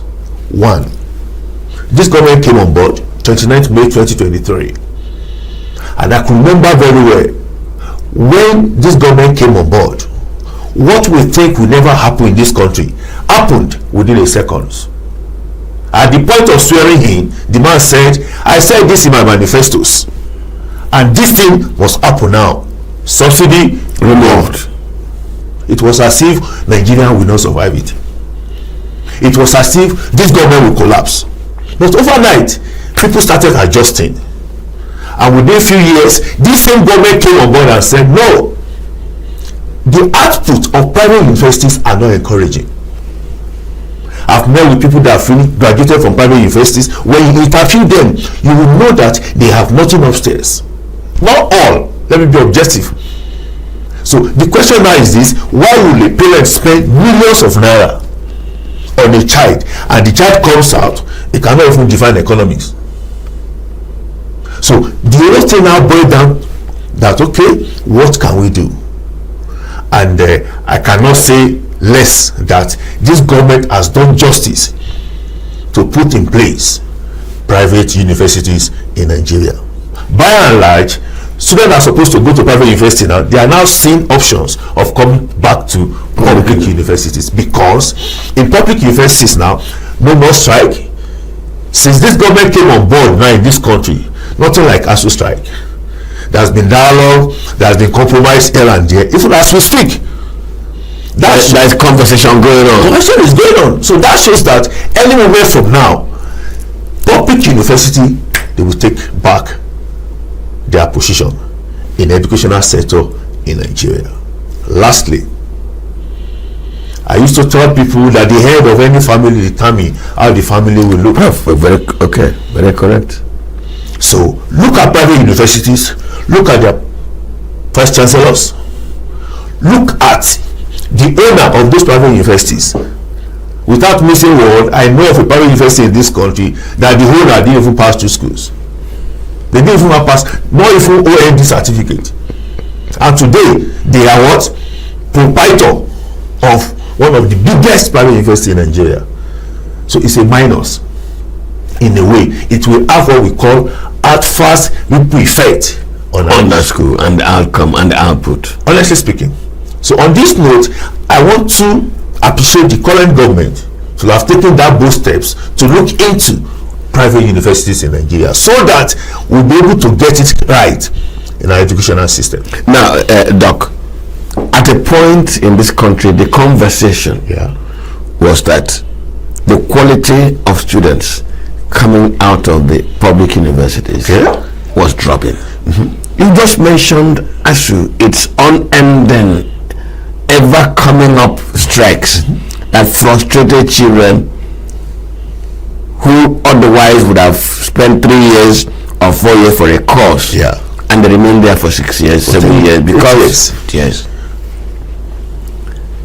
as we talk today, that reason for which private universities became relevant: one, incessant ASU strike; two, quality of output.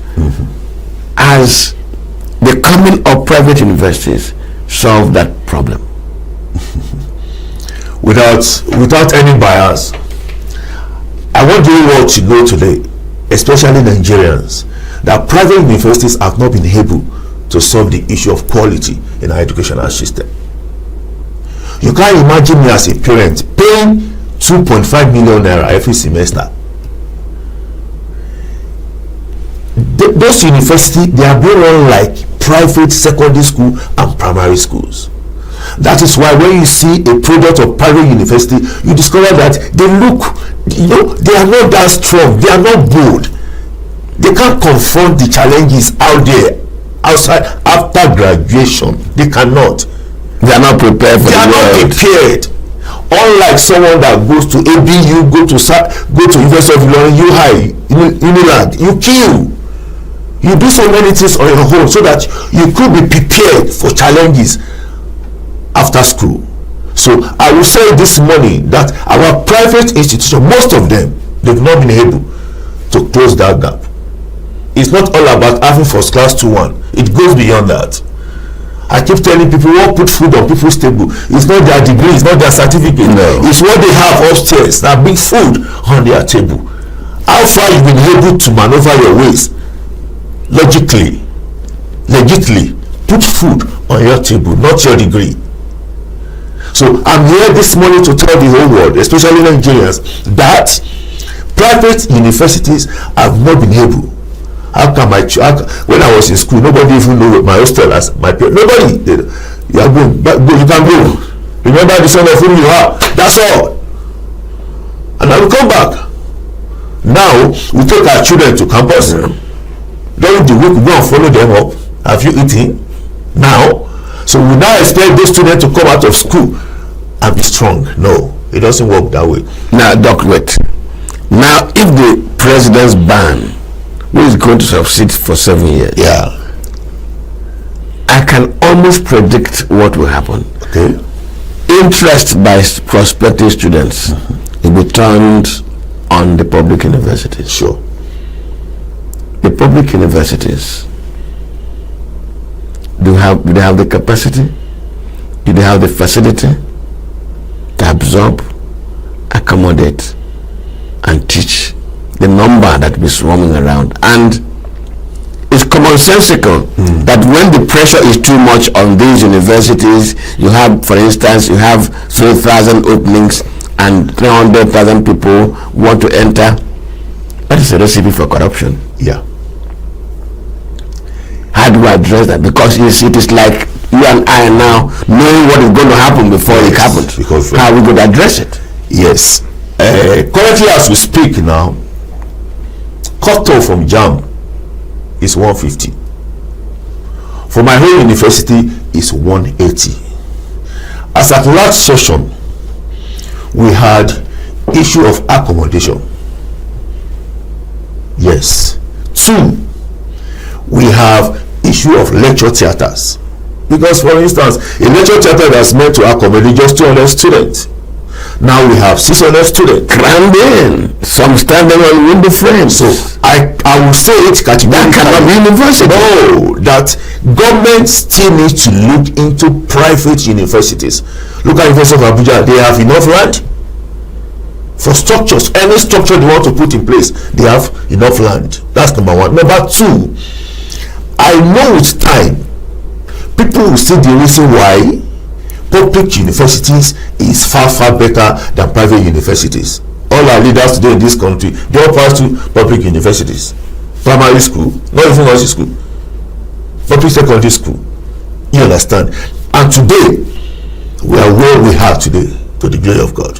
So I want to say that as we are having, as in much students coming to public university, there is a need for us to increase, to improve on our facilities. No doubt about it. It's not a political statement. We do not have enough facilities to accommodate that will come. That will come. Yeah, then we go back to the very reason some institutions, global institutions, recommended more universities. Yes. If we don't have the space to take in our children who are qualified for higher education. Yes.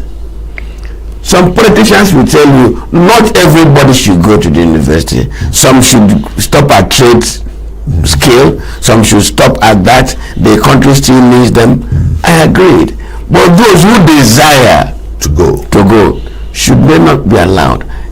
Now, private universities, instead of banning forever. Don't forget, I opened this conversation by telling you that I cast my vote for Tinubu in this matter. If the quality is going down, what are the supervisory authorities doing? You don't just because a young man is not listening well, you behead him. No, that's not the solution. That's not the answer. So, are we just going to behead the private universities and suppose you put the head back, we still come back to the same problem? What do we do? Yeah. On the issue of the existing private universities, I want to hold the current government to look into monitoring of private universities. And how can this be done? There should be a committee, a stakeholder from the education department that will look into private universities in terms of facilities on ground, in terms of the qualification of their staff, in terms of the number of students that must be admitted into those institutions. That is A part. B part, our curriculum must be looked into, because the same thing that I'm taking at University of Abuja must be the same thing they are taking in Afe Babalola. The same courses. The same courses. So therefore, I want to employ this current government to look into our curriculum. I was taking master students a few weeks ago, and I was telling them under Maslow theory that this same theory I was taught in early 95, 96 is not relevant again. The world changing all day. You have to interrogate certain thoughts. Yes, and that is the reason why our educational curriculum must be looked into thoroughly. This is not politics. We are looking at the future of the coming generation. If you go to China today, go to Singapore today, a lot of things have changed, and things have changed. Not the same curriculum. Not the same curriculum. Yes, I take much of entrepreneurship, and I keep telling people ability to identify problem and provide solution. That is why we are now. So I believe strongly that if government could look into that objectively, we need people monitoring committee. We need stakeholders that will look critically, deeply into what is happening in private universities, and that will go a very long way. There should be a stop for visiting lecturers. If there will be visiting lecturers, let them be minimal. Not that 60% will be visiting lecturers, 40% will be the actual lecturers in the name of what? Making money. It will affect, it's going to have ripple negative effect on those students. So that is my take on that. Government should look into the existing private university community. There should be a meeting with NUC. What are you guys? That's exactly what I was waiting for. I was going to ambush you, because government, there is already an establishment, an institution that determines whether a university is qualified to exist or not. University is qualified to offer the courses it wants to offer, that it has the manpower, the facilities, and the content of the courses it is proposing. That is the National Universities Commission. Am I right? Very correct, sir. If I'm right, and we are this morning sitting down here complaining about quality, complaining about absence of facility, in our own language, who done it? Who should be held responsible? Is it not National Universities Commission? Has he not, from this conversation, not lived up to the mandate of that institution? So, NUC, yes, for NUC, like I'm going to suggest this morning, like I used to tell people, you cannot give what you don't have. It is what you have that you give. I understand we are Nigerians, but for us to get out of this slogan, Doc, I'm going to oppose you. I'm going to oppose you because you say you understand we are Nigerians. Yes. You and I are interrogating this very unfair, unkind situation to our young people. We are Nigerians. Yes, sir. That's why we are concerned. Yes. So we don't allow slipshoddiness to go through in our country. So we are also Nigerians who want high quality. Yes. This Doc, you can continue. Yes, so what I'm trying to say is this: NUC, by their name, their major objective is to regulate, to maintain, and to govern the affairs of all the universities in Nigeria, both private and public universities. So I know very well in my university, if a new department is coming up, we have what we call accreditation team. They will come, they will inspect. If they are not satisfied, they cancel it. This department cannot flow now. We need this, we need this, we need that. The same thing must be done to private universities. We shouldn't, because I'm an Hausa person, then this guy is a Yoruba person. No. We must be ready to do things accordingly. I used to tell people, if you are able to do things right, you will get the right result. So NUC this morning, I want them to take note that there is a need for total overhauling of most of our private universities in Nigeria. They should take their time, let them go there. What is happening here? Not only on paper. Most times they have something on paper, and when they get to the ground, it's another thing entirely. So there is a need for them to like certify what is on ground. Paper, then check it on ground. If it applies to each other, fine, let them take off. However, the more we are ready to do the right thing in Nigeria, the better for all of us, the better for coming generations. Doc, wait. You've raised a matter which constituted an issue for media debate some 3-4 years back. Okay. Before NUC comes to visit in Abuja, for instance, I'm not giving an example. Yes. They informed in Abuja that we are coming in next 2 months because of course 1, 2, 3, 4, which you want to start, or which you are already running. Yes. In Abuja goes to ABU, okay, and hires all the equipment.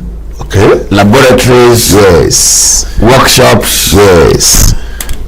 Put together one of the biggest lecture theaters in the system. Yes. And NUC officials arrive with their files and some of them in their gowns with all the academic order. Yes. And they go through, they are shown equipment all over the place, they are shown the CV of lecturers on the paper, and after NUC has seen those things, and they keep marking good. And when they go back to write their report to certify those courses, all the hired equipment are taken back from where they were gotten. I'm not going to make you a native doctor. How do we heal? How do we cure this madness from these universities? Madness of pretense, instead of saying this is how I am.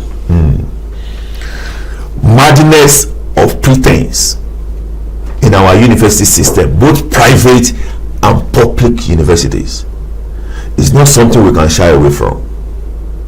It's not something we can just put at the back. There is a need for us to be aware of this virus. If care is not taken, it will transcend to the next generation and it's going to affect the country at large. I used to tell people, who are you? It's not what you tell me that you are that determines who you are. By the time I spend like 5-10 minutes with you, I know who you are.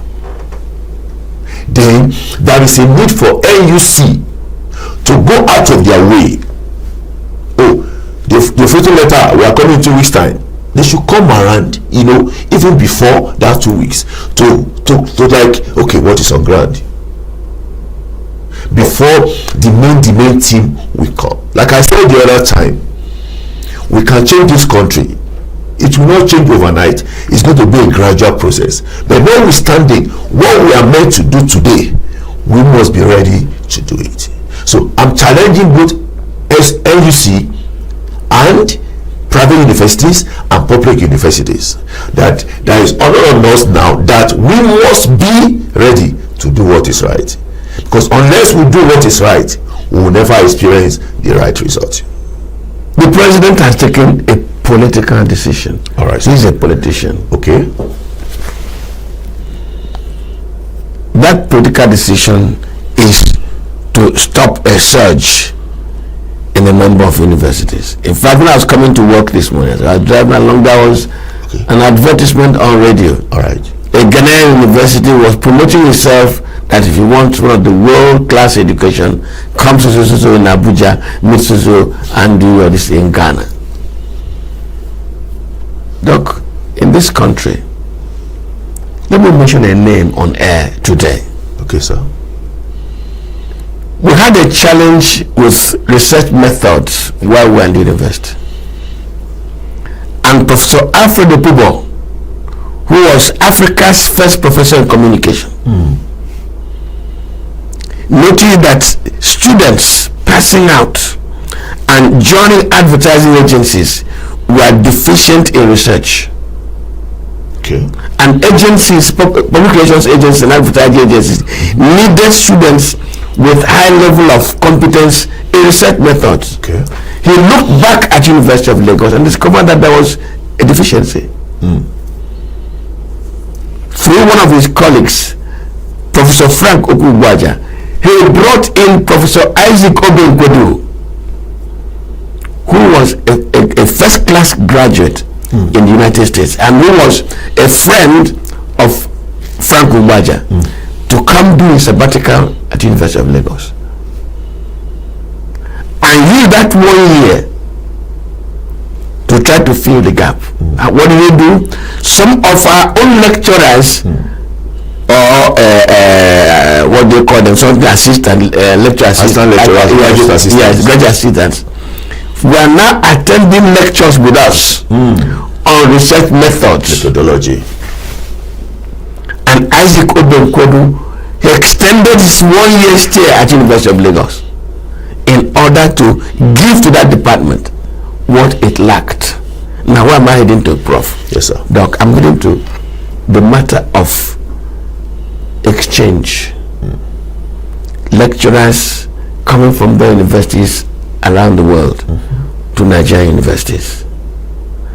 We talk about deficiency, which we are going to discuss a little bit at length this morning.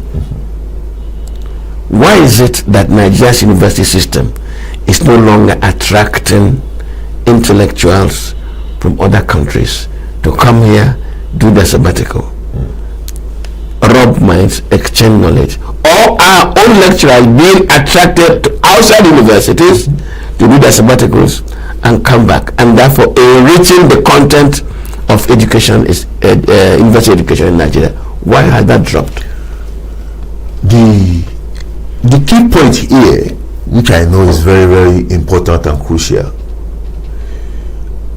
when we talk of credibility of an institutions, it's a combination of character and competence.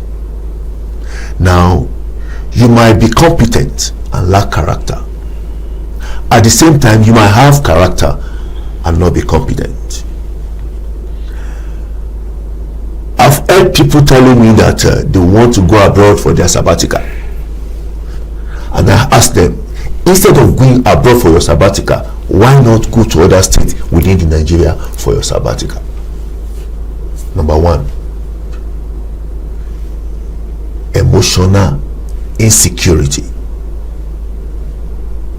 I'm not talking of physical insecurity we are battling with now, because the moment you come for your sabbatical and I started seeing you as my rival, knowing fully well that you are just spending 12 months back to university, it's like you come to my school to come and exploit us. So the moment I have that notion, I'll prefer to go to a safer place. However, people will not come abroad to Nigeria. In the last 3 years of my life, I discovered that people abroad get more information than us in Nigeria. About us. How? When? In US, in UK, Canada. They just send it to you. Oh boy, see what is happening now. In Abuja. How? I'm in Abuja now. So with all this information going around the world, you discover that nobody wants to come to this country because of insecurity. Number 3, the remuneration. Okay, if I'm coming from US for sabbatical in Nigeria, what do I stand to gain? I agree with you.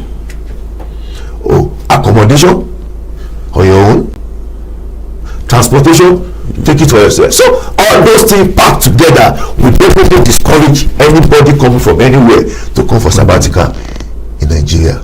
However, we cannot say government should do everything for us. The reason why we have delegation authority is because what president cannot see, there are other ministers, other lower officials that see it. Oh, this is what is happening now in my ministry. Please, this is our own suggestion. Can we do this, sir? But unfortunately, things like that are not happening in Nigeria. If I have pothole on the road now, we say it's Tinubu. If anything happens in my village, it's Tinubu. What of the councillor? What of the local government chairman? What of the minister? What of the minister? What of the senators and House of Rep members? What are they doing?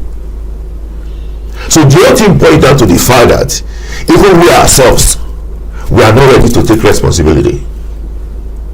And that is why if I was go to Qatar now, I was go to Dubai now for anything on education, okay, it was okay, they will give us $, I will be okay, I'm ready to go.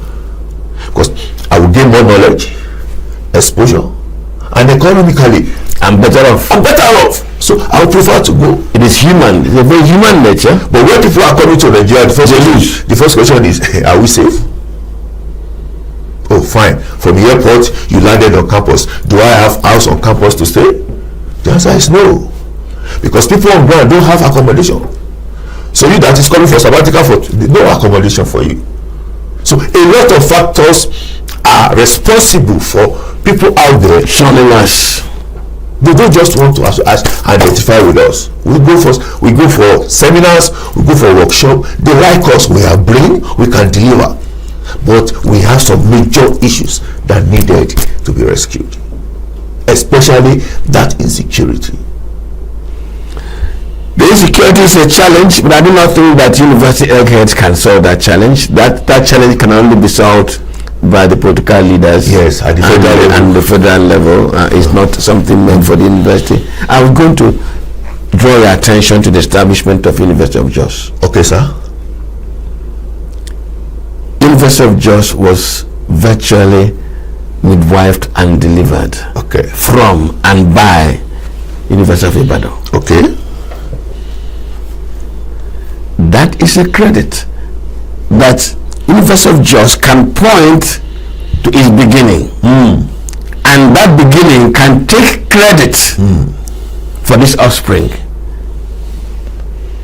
You just mentioned something that touched me, and that is, you tell your colleagues, why don't you go do your sabbatical in another Nigerian university? Yes. The broader question is, does the Nigerian academic community one, feel that intellectual competition is healthy? Two, when they critique your work, does it amount to criticism? How do you feel? Yeah. Now, if there is no cross-fertilization, yes, sir, how can knowledge within the community grow? Now, Doc, you know why I'm raising the question? Yes, sir. It directs me to the next critical issue. All right, sir. And that is the population within the intellectual community, within Nigeria's intelligentsia, the population keeps thinning down, being overstretched. How many real professors are available to run the plethora of universities in Nigeria? Yeah. How can we meaningfully grow it? Because it's necessary. Even to service the number of universities available now, Nigeria still needs so many more eggheads. Yes, sir. Well, I have a saying that when there are no grasshoppers in the bush, the little winged grasshopper becomes the king of the grasshoppers. And little winged grasshoppers are becoming kings in Nigeria's academic system. Yeah. Had we solved the problem, Doc? Yes. I would like to say this morning, because what you don't know is bigger than you. Sure. And if you look at the academic echelon, those guys, the emeritus professors, you discover that the enthusiasm is no longer in them. So the question now is, what is happening? And I want to appreciate this current government for what they are doing. Something started in last week. As you wanted to go on strike, And as we speak, for the first time ever, federal government is dialoguing with us. They are now referring to that 2016 paper. That okay, if that's what you want, bring it. We'll bring it. We'll do it. That is a plus. That will ginger people. See, I used to tell anybody, I was once a banker, anywhere you want to work, the moment you get to the compound, look around, check those cars around that place, check those offices. That is how you will be. You will become. That is your life. Because those guys you are meeting there for the first time, that will be your guy. They reflect what the company is. The company is. That's number one. Number two, like we said the other time, there is a need for government to look into public universities facilities. As I speak with you, University of Abuja, hostel, for lecturers, offices, classrooms. If those things are in place, people will work genuinely. As I am now, I can lecture for 4 hours. I've been to those universities. I've been to 9 universities. The AC, no, the environment, ambience makes you feel like you can. Even your brain will work fine. So then, lastly, is lecturers package. I'm coming there now, Doc. The Americans say those who pay peanuts get monkeys. Yeah. Last week, I had to discipline myself not to be hard with the words. Okay. I was using. When the Revenue Mobilization, Allocation and Fiscal Commission began toying with the tail of a tiger. Yes. Wanting to increase the remuneration of political office holders. Exactly. And say it was last done in 2008. And current situation warrants an adjustment upwards. I don't want to go back to that lest I become angry again. Yeah. Nigeria's reward structure. And Doc, please pardon me to give you 2 examples. Yes, sir. Chinese education system prioritizes intellectual competence and accomplishment. From their top universities and the top performing students, they guide them back into the academia. You just said a while ago, yes, sir, you cannot give what you do not have. Yeah, you don't. So it's not possible. Those high performers are gradually guided back into the academia to keep giving what they know best, high performance. Exactly. And they follow it up with sound remuneration, and social comfort. Yes. Looking at Nigeria's reward structure, and now these intellectuals were discussing that we say are now not enough to service our universities. By Nigeria's reward structure, are we attracting the right caliber of people to remain within the university system and teach so that they give what they have? Without I'm not asking you to become ASU. I'm not ASU. I just want to say it at this point that the structure in remuneration in Nigeria needs to be looked into seriously. As we speak, a professor at the university today cannot earn what level 8 officers is earning at FIRS. As we speak this morning, a professor, then somebody that finished last year, did his service, they enter work today, FIRS level 8. So something is wrong somewhere, and the earlier the better we look into this thing, the better for the future of this country. We don't sleep, we will read, we'll do papers, we'll do research, because we want to make things better for this country. And have to follow an inquisitive student. Yes. Who comes around to you to ask questions out of the lecture. Yes. As I speak with you, I have more than 100 students, 100 WhatsApp now, have not been able to open because they needed answer to those questions. So I want to urge federal government that the higher the better they look into remuneration of the lecturers, the better for these countries.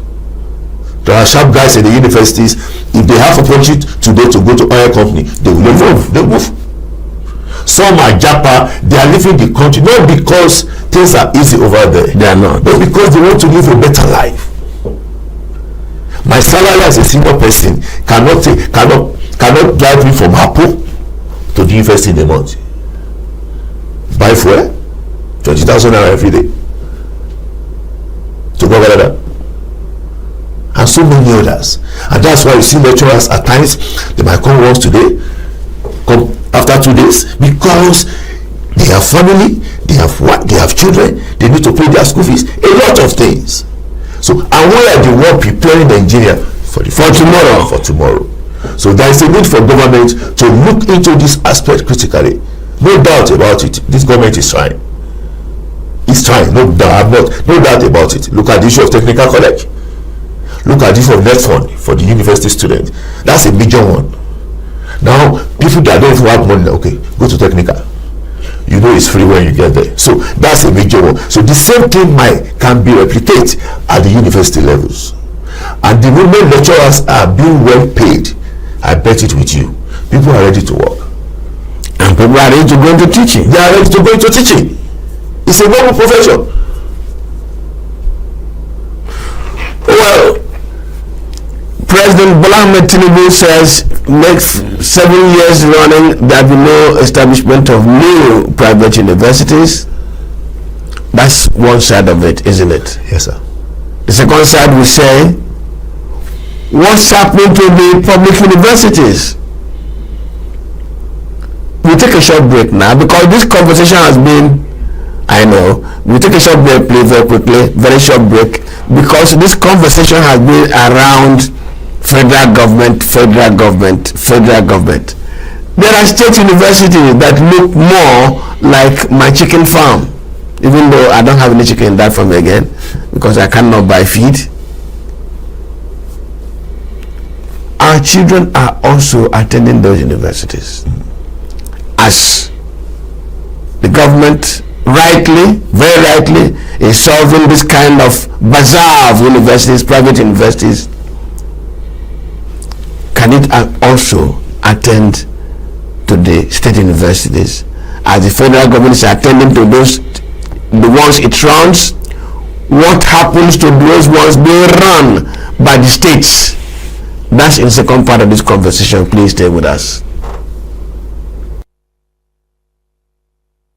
Every second, every minute, every day, news is breaking, events occur, and there are new developments. At Signaturetv, we follow these stories objectively, bringing all sides without bias, explaining the complex issues, breaking down the numbers, and investigating the issues behind the news.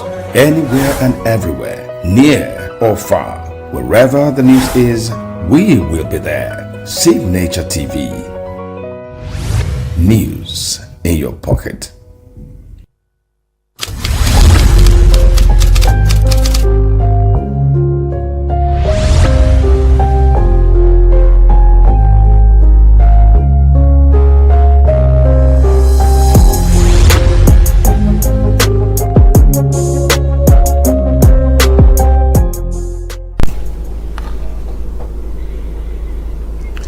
Thank you and welcome back. While we took that break, I was just reading one or two things here. And Doc,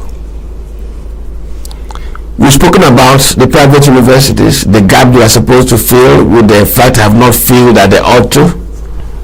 We've spoken about failures in the public universities, especially those ones being run by the federal government. You've said that, well, I have said that we hope that this moratorium, this ban, will also extend to the public schools, those ones being run by the federal government. Just before I took the break, I described some of the state universities as looking like my chicken house. it's not just the structure. Yeah. It's not just the structure. When a governor feels very good, with all due respect to him, he looks at the local government or the senatorial district of his concubine, and he feels like making the woman feel good. He cites one university there. And when the children of his big supporters leave university, he gets them lecturership job in those universities.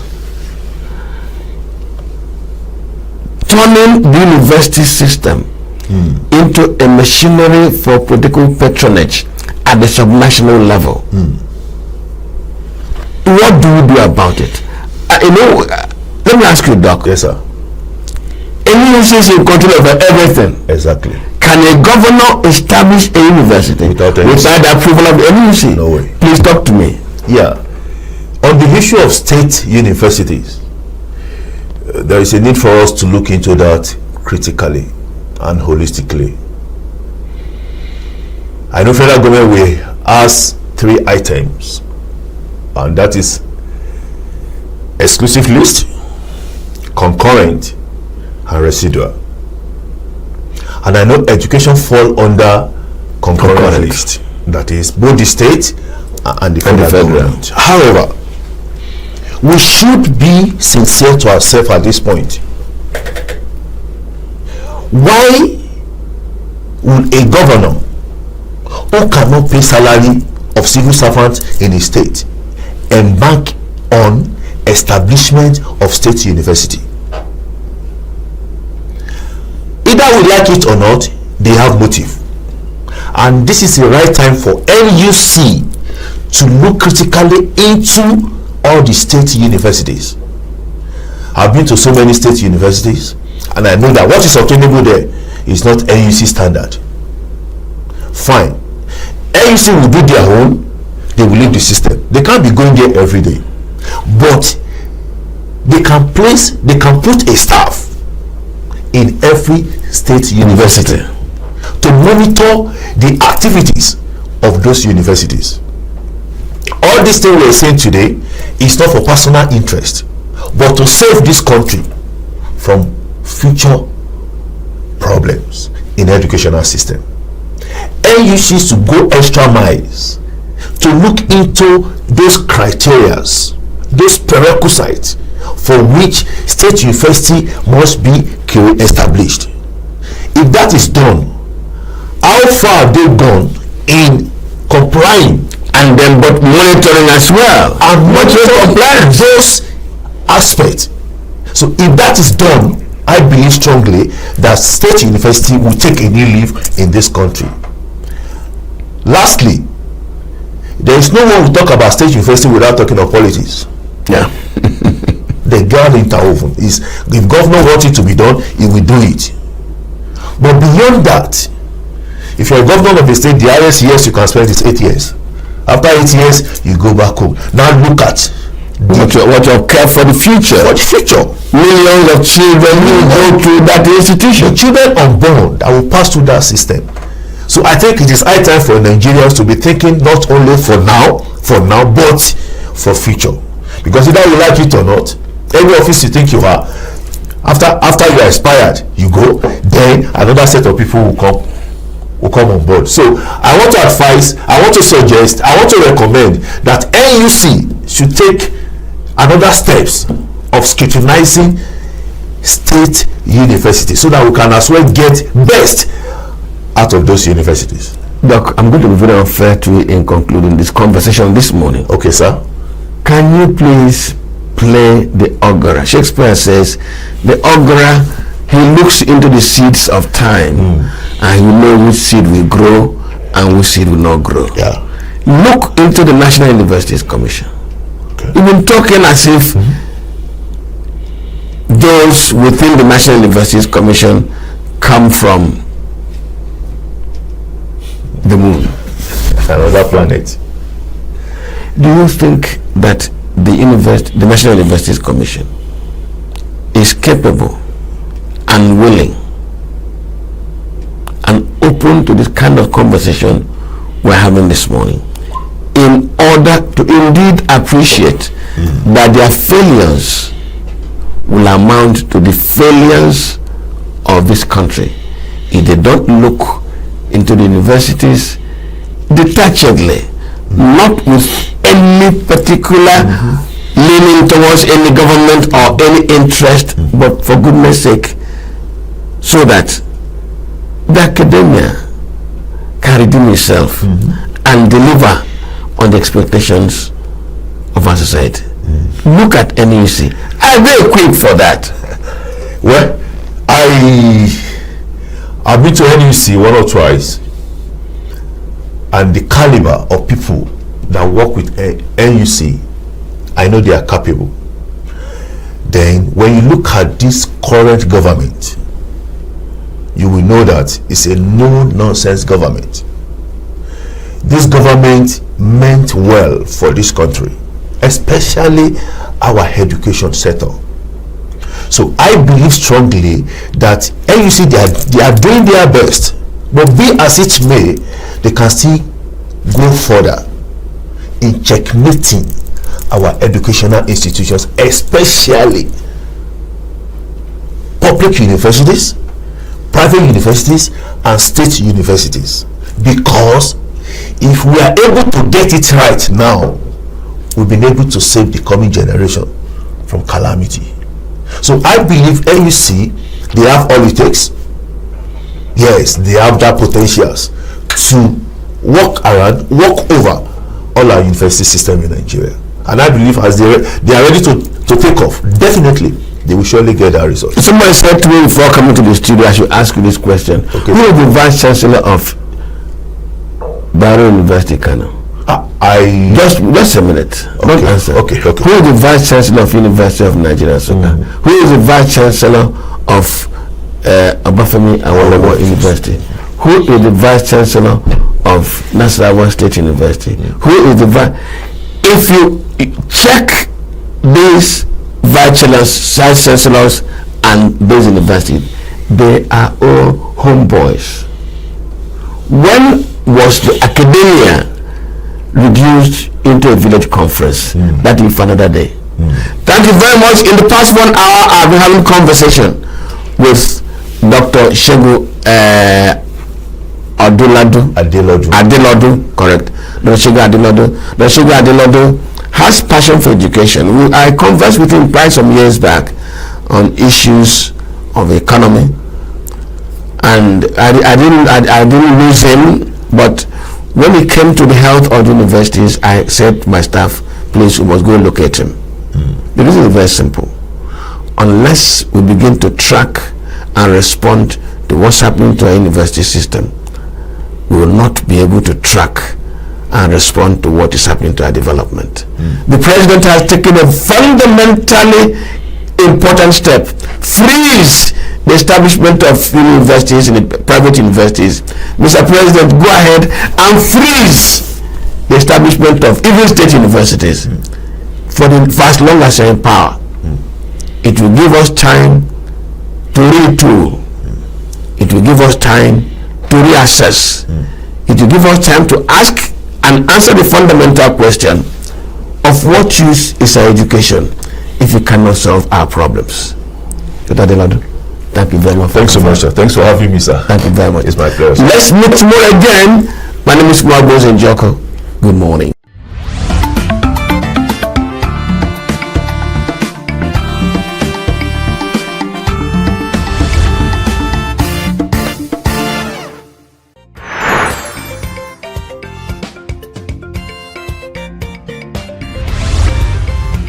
Signaturetv, news in your pocket.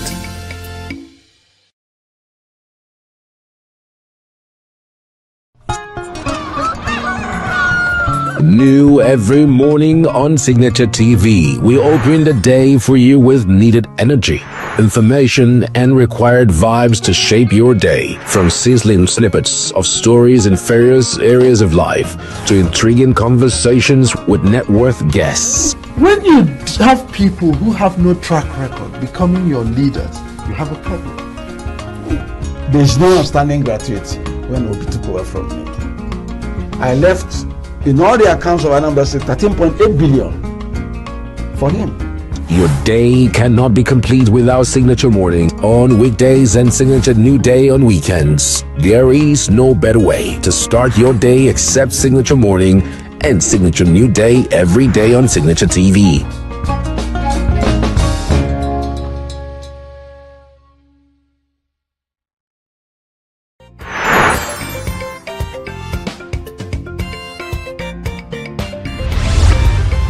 Signature TV, news in your pocket.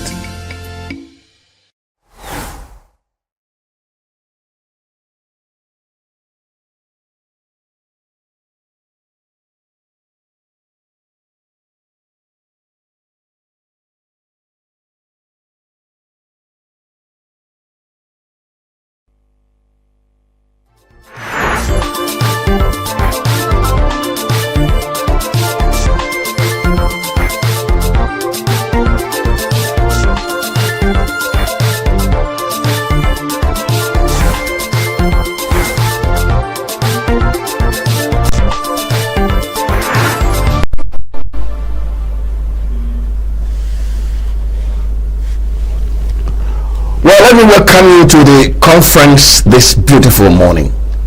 My name is Mwabu Zenjoko. In the last edition, we looked at so much money going to the subnationals. So there's so much money as it were to play around with. And suddenly, the Revenue Mobilization Allocation and Fiscal Commission had a brainwave and said it needed to pay more money to the president, the vice president, the ministers, the governors, the political appointees, because according to it, since 2008, their salaries have not been reviewed. And according to that commission, things are now tough, warranting a review of what our political appointees take home. That's a very considerate commission. And so this morning we are looking at that sense of care being exhibited by the Revenue Mobilization, Allocation and Fiscal Commission. Is it right? I will answer that question. I have my guests this morning on the conference, and let me start from my left. Barrister Dr. Eze Chikamnayo, former Commissioner of Information and Strategy in Abia State, and at present is publisher of Nigeria Today magazine. Chikamnayo, you are welcome to the program. Thank you, my brother. How is it moving away from government and coming to join us here? It's a natural transition. I'm still in the information channel. Commissioner for Information, publisher. We are still dealing with the same. Yeah, from getting the flag to giving the flag. Exactly. Let us see the transition as we convert this morning. Yeah, exactly. And on my immediate left is Andy Ezane. Andy Ezane, we've been teasing him off camera. Former Chief Press Secretary to the Chairman of the Independent National Electoral Commission, a product of University of Lagos. I'm very proud of saying that it's a product of University of Lagos. Echo for sure. Andy, welcome to the program. Good morning, Chief. Good morning, viewers. Good to be here. While we're off camera, somebody said to me that all the political magic and the language of how to accomplish that magic was designed by you and your colleagues in INEC. Isn't that true? No, we did a lot of designing, but not really magic. We did not design any magic. We worked according to a process. Maybe the process was not understood along the line one way or the other, but there was no magic involved. So we didn't understand the process. We are wrong. INEC was very right. Don't mind, we know how right INEC was. Thank you. Thank you very much. And I have on my extreme left, in red with me, Tochukwu Okorie. He's the Executive Secretary, Provocate. Thank you. Provocate Transparency and Accountability Initiative. Okorie, you're welcome to the program. Thank you. And incidentally, today we're looking at accountability. Well, that's important. and transparency. That's important. Thank you very much. Andy, I'm going to start with you. The Conduct Commission, Revenue Mobilization, Allocation and Fiscal Commission just shown incredible milk of human kindness, consideration.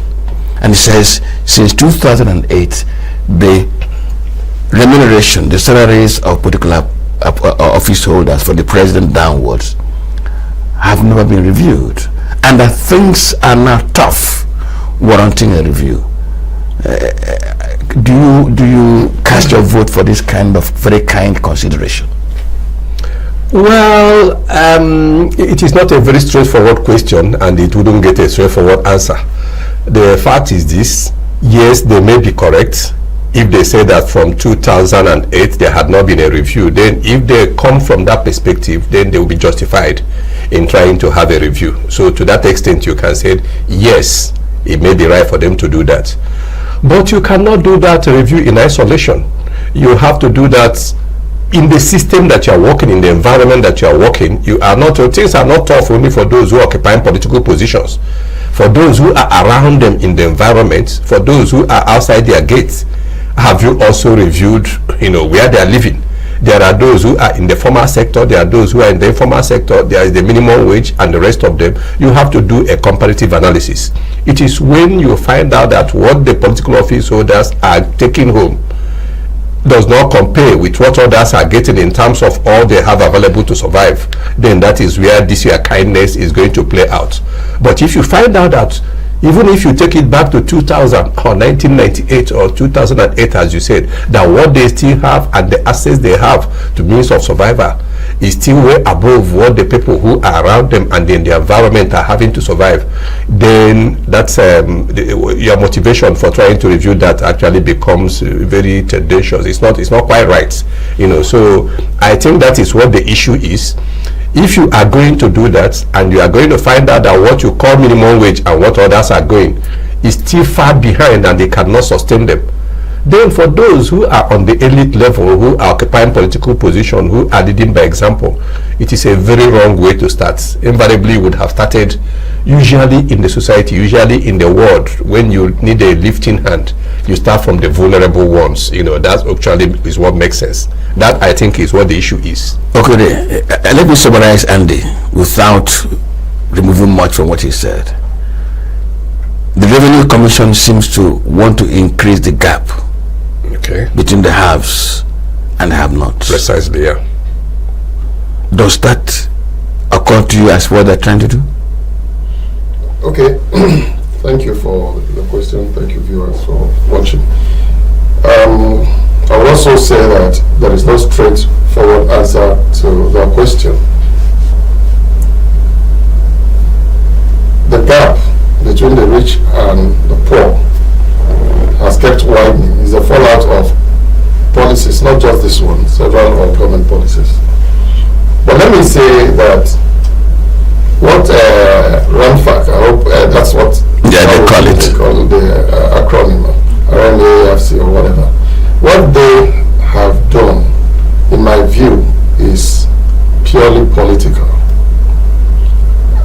They have not included categories like the president and vice president, governor and governor, and to kind of camouflage the real purpose. It is purely political. It is to give more money to certain persons within the structure that they envisage should play a role in 2027. To make them happy, not just to make them happy, to put more money in their hands so they can also do the logistics, election logistics, as it is usually called. All right. I mean, we are all Nigerians. We've all been around, these things, and we know these things happen. So the truth is, there is no sincerity or purpose. And I want to align strongly with the first speaker. If anything at all, you are asking Nigerians to make sacrifice. The president has said severally, you cannot make an omelette without breaking eggs, and so Nigerians should understand that we are repackaging Nigeria, so everybody should make sacrifice. So where is the sacrifice on their own part. What is sacrifice on their own part?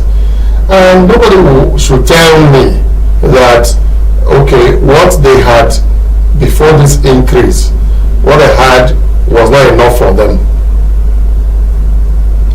You can't tell me that. There's no such argument. You can't tell me that whatever they are receiving officially, I'm even talking about the official standards, was not enough for them.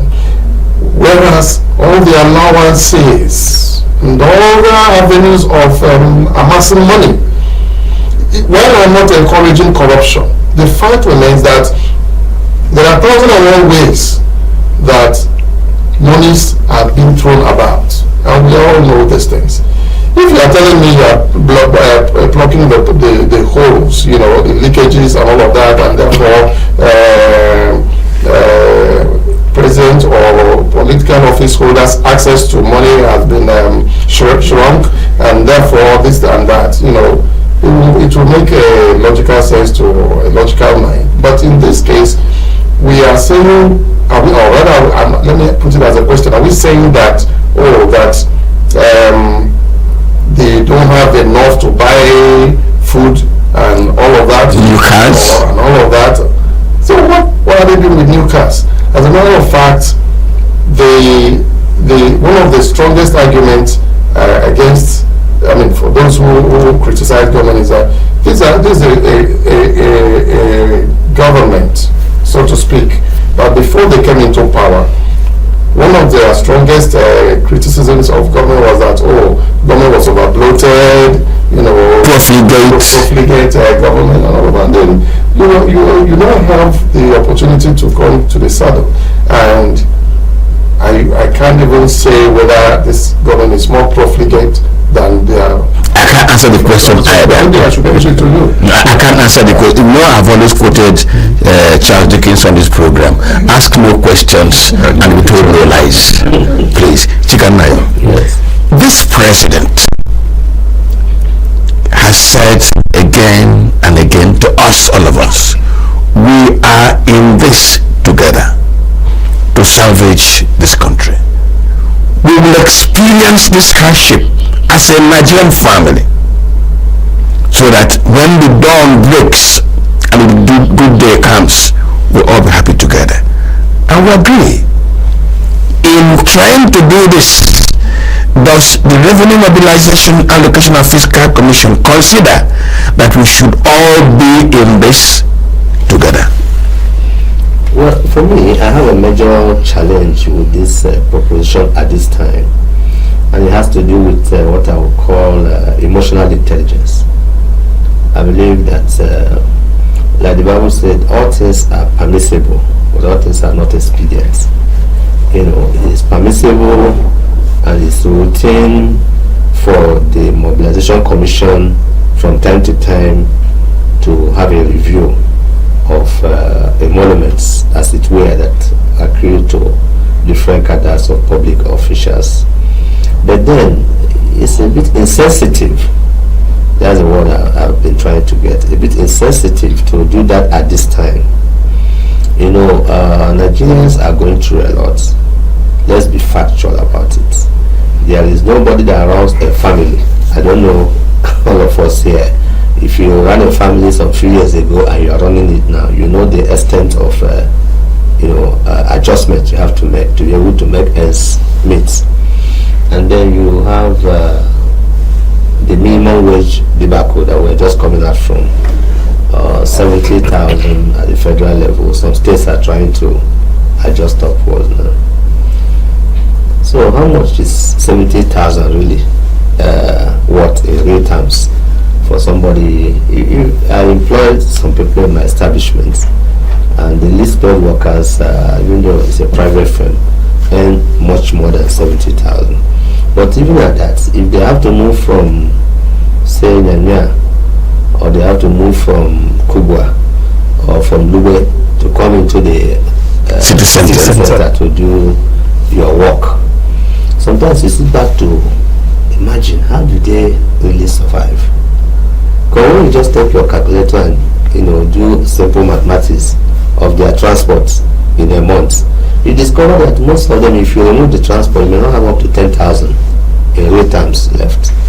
And then, so Nigerians are going through a lot. Then I've been in public office severally. I was local government chairman, I was a commissioner in the state, and I had various levels of political exposure. And I know, just like my brother has said, that at that level, nobody is talking about your salary anymore. The governors go home with security votes. Some governors now are so insensitive that they are living with close to 2-3 billion a month. Some are even more than, some as much as 5 billion a month in the name of security vote. And this is money that is completely outside the purview of the accounting system. They still have some other subheads on security, but this is just security votes. So for such a governor, what are you increasing his salary for? It's an insult on the sensibility of the people. Then if you look at the president, why are they setting off the president? Because when I saw that publication, I felt that there must be something the chairman of Revenue Mobilization Office is not telling us. You know, because when you are serving somebody, you have to situate it in a context. You know, is he saying that if he comes out tomorrow and propose an increment in the salary of ENUGU, he has not succeeded in throwing ENUGU up for a whole lot of unnecessary criticism, opening his flanks? So does ENUGU need an increment in salary? I'm not sure President ENUGU proposed that to him. I think he's going on an errand that nobody actually sent him. Then if he's talking down the line. So if we are talking about increment of any sort, just like the pyramid, you know, somebody say you have to go where there's a lot of, you know, where the pressure is at the base, you know, and do everything possible, which I think that's what everybody should do, that is in any position where you're paying salaries and the rest. If you see any leverage or any kind of gap, you are supposed to shore up the emoluments of the people below, because the people are above. A minister, for instance, who travels and gets extra code for every journey, and who possibly goes into Lagos, there is a guest house of the ministry waiting, and all of that. Yes, you can say politically we go through a lot of challenges of pressure from dependents, from constituents, from friends, from all sorts. But that's not a parameter upon which you can base an increase salary. So my take is that, sincerely speaking, I'm not in agreement with any form of increment or any form at all of increment in any of the political offices. Rather, I'm thinking that we should become more human. The entire political elite, myself inclusive, in Nigeria, need to go into some level of introspection. We need to lock ourselves up in a room, as it were, you know, and then if we can't lock ourselves together, we need to go individually and advise ourselves as to the level of disconnect. There's a certain disconnect that is going on gradually between the political class and reality and the community where we serve. And there's a particular level of hatred that is being developed gradually in the heart of the people, that sometimes I even wish I don't have anything to do with political office again. Since I left political office and I came to manage my own business, I've had a lot more peace of mind. I struggle, I do business, and I earn the little money I go, and every money is legitimate. Those ones are also, they're not overspent, they're paid for services. But the truth is that the money I earn now as a publisher, probably I go through the mails and publish and I earn my living. Somebody doesn't tell me you have stolen money. Meanwhile, I may be making more money now than I was making when I was in the... In fact, I'm making more money now than I was making when I was public office. But if I come to my village and I call my Umunna or call any of the people and I give him 10,000, you know what he tells me? That 10,000 may be my salary that I've sacrificed. He said, after all, what else could you have done? It's our money. He doesn't seem to offer me any appreciation. In fact, he believes that the 10,000 I'm giving him is not even his It's nothing compared to what they have access to. This is their money. Any money that comes. So if I think I work the same 24 hours like my brothers here, and that it's my salary I'm giving, say stop deceiving us. It's our money. So that's the challenge. But a private person that comes to give him 5,000, they say, Chief, thank you very much. So being in public office, when we don't connect with the people, it's an ill wind. It serves because it means that, and it is necessary that people must be in public office, because we're not going to exist in a state of anarchy. It's necessary that we have an organized society where people play very well. I was before we came on set, I was just smiling when you were trying to throw some jabs at our brother here from INEC. What offense has he committed to have worked in INEC? He could have worked in NNPC, he could have worked at AREA. It's even better he didn't work in NNPC. So that what offense? He just happened to have gone and he has rendered service to our people. We couldn't have had an organized society without an electoral body. But then the fact that he passes through INEC, whatever image that is given to INEC as a body, he carries it as a badge. He carries that road, and sometimes for life. Look at our policemen. There are a lot of very sincere, very upright, extremely hardworking policemen all over this country. Same goes with our soldiers, but policemen in particular. If you come and say, I'm the son of a policeman, people turn around and look at you and ask you when you accept the next bribe, and they will say you were trained with bribe money. They will even say you are trained with cost money. So this draws us to one fact, that those at Revenue, Mobilization and Fiscal Commission should stop setting up the political class. Let them go back their favor. Thanks but no thanks. Let them go back with it. Let us not do anything to further provoke and agitate, as it were, the very fragile, very fragile and sensitive scenario that we have. Andy, there's something I'm interested in, but I'll come to you after I would have asked Okori, because he also has managed politicians sometime in his life. In determining reward structure, because that's what Revenue Mobilization, Allocation and Fiscal Commission is trying to do. Let us reward this class of people for the job they are doing in running the country. Okay, in looking at the national reward structure, society's reward structure, shouldn't there be certain considerations? What is your input into running the society? What value, what premium does society put on that input?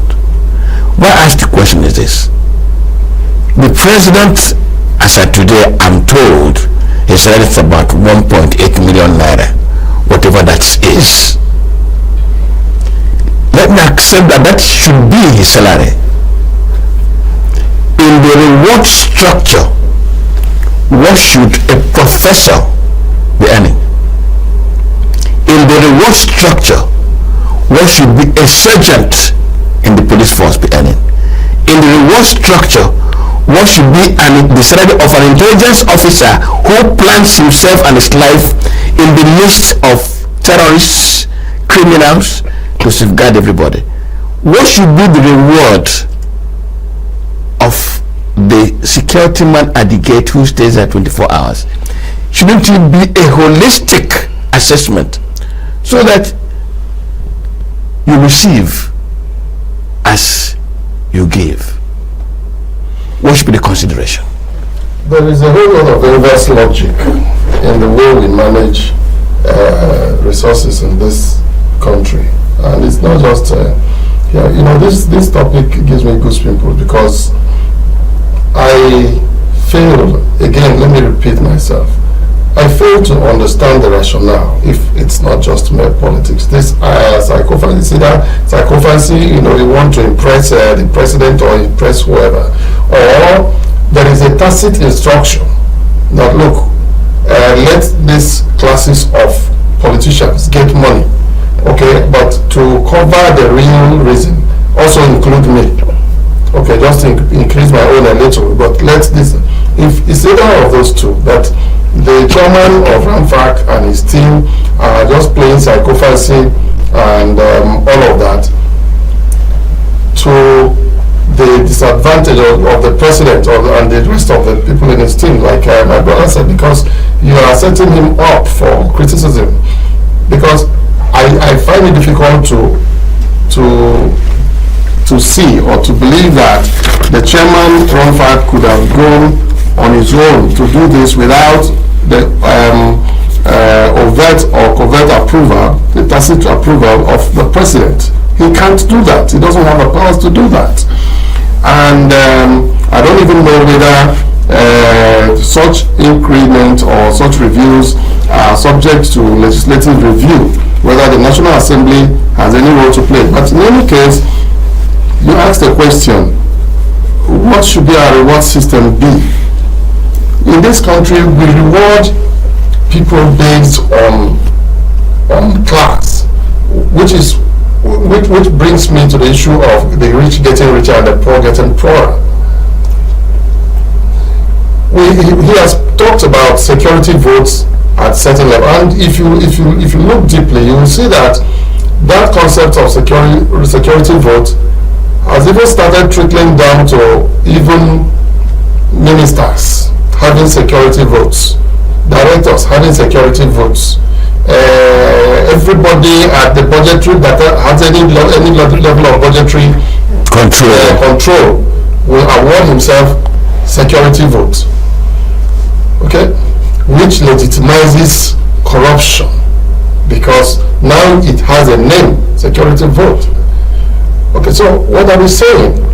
Like you suggested, the policing system in this country is so corrupt because these people receive pays that don't take them home. They take home pays, like they call it, but that can hardly take anybody from one point to the other.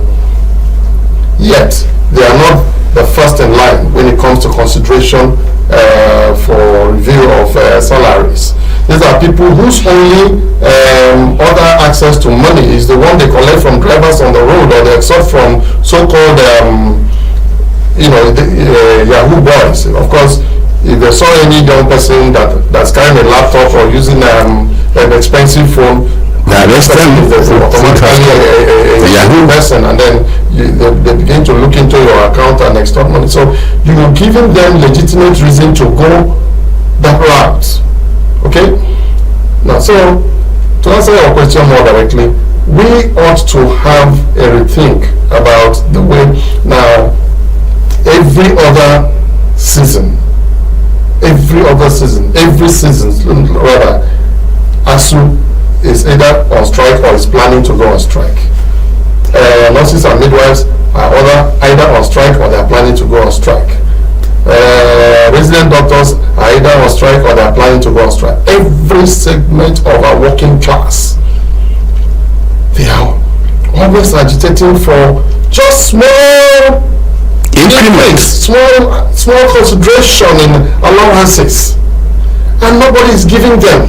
Nobody is paying attention. Every day there is negotiation. Okay, we are negotiating. What are you negotiating? Now, by the pronouncement, by the removal of subsidy, there has come to be at least more money.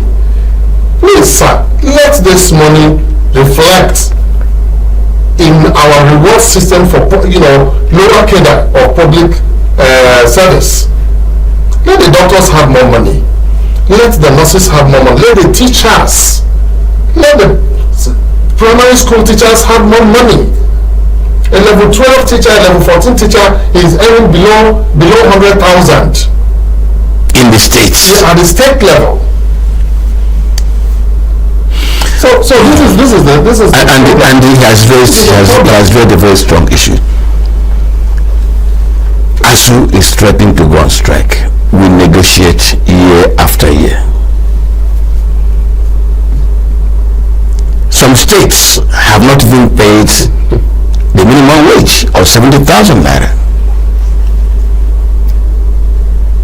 and the commission is considering just a class.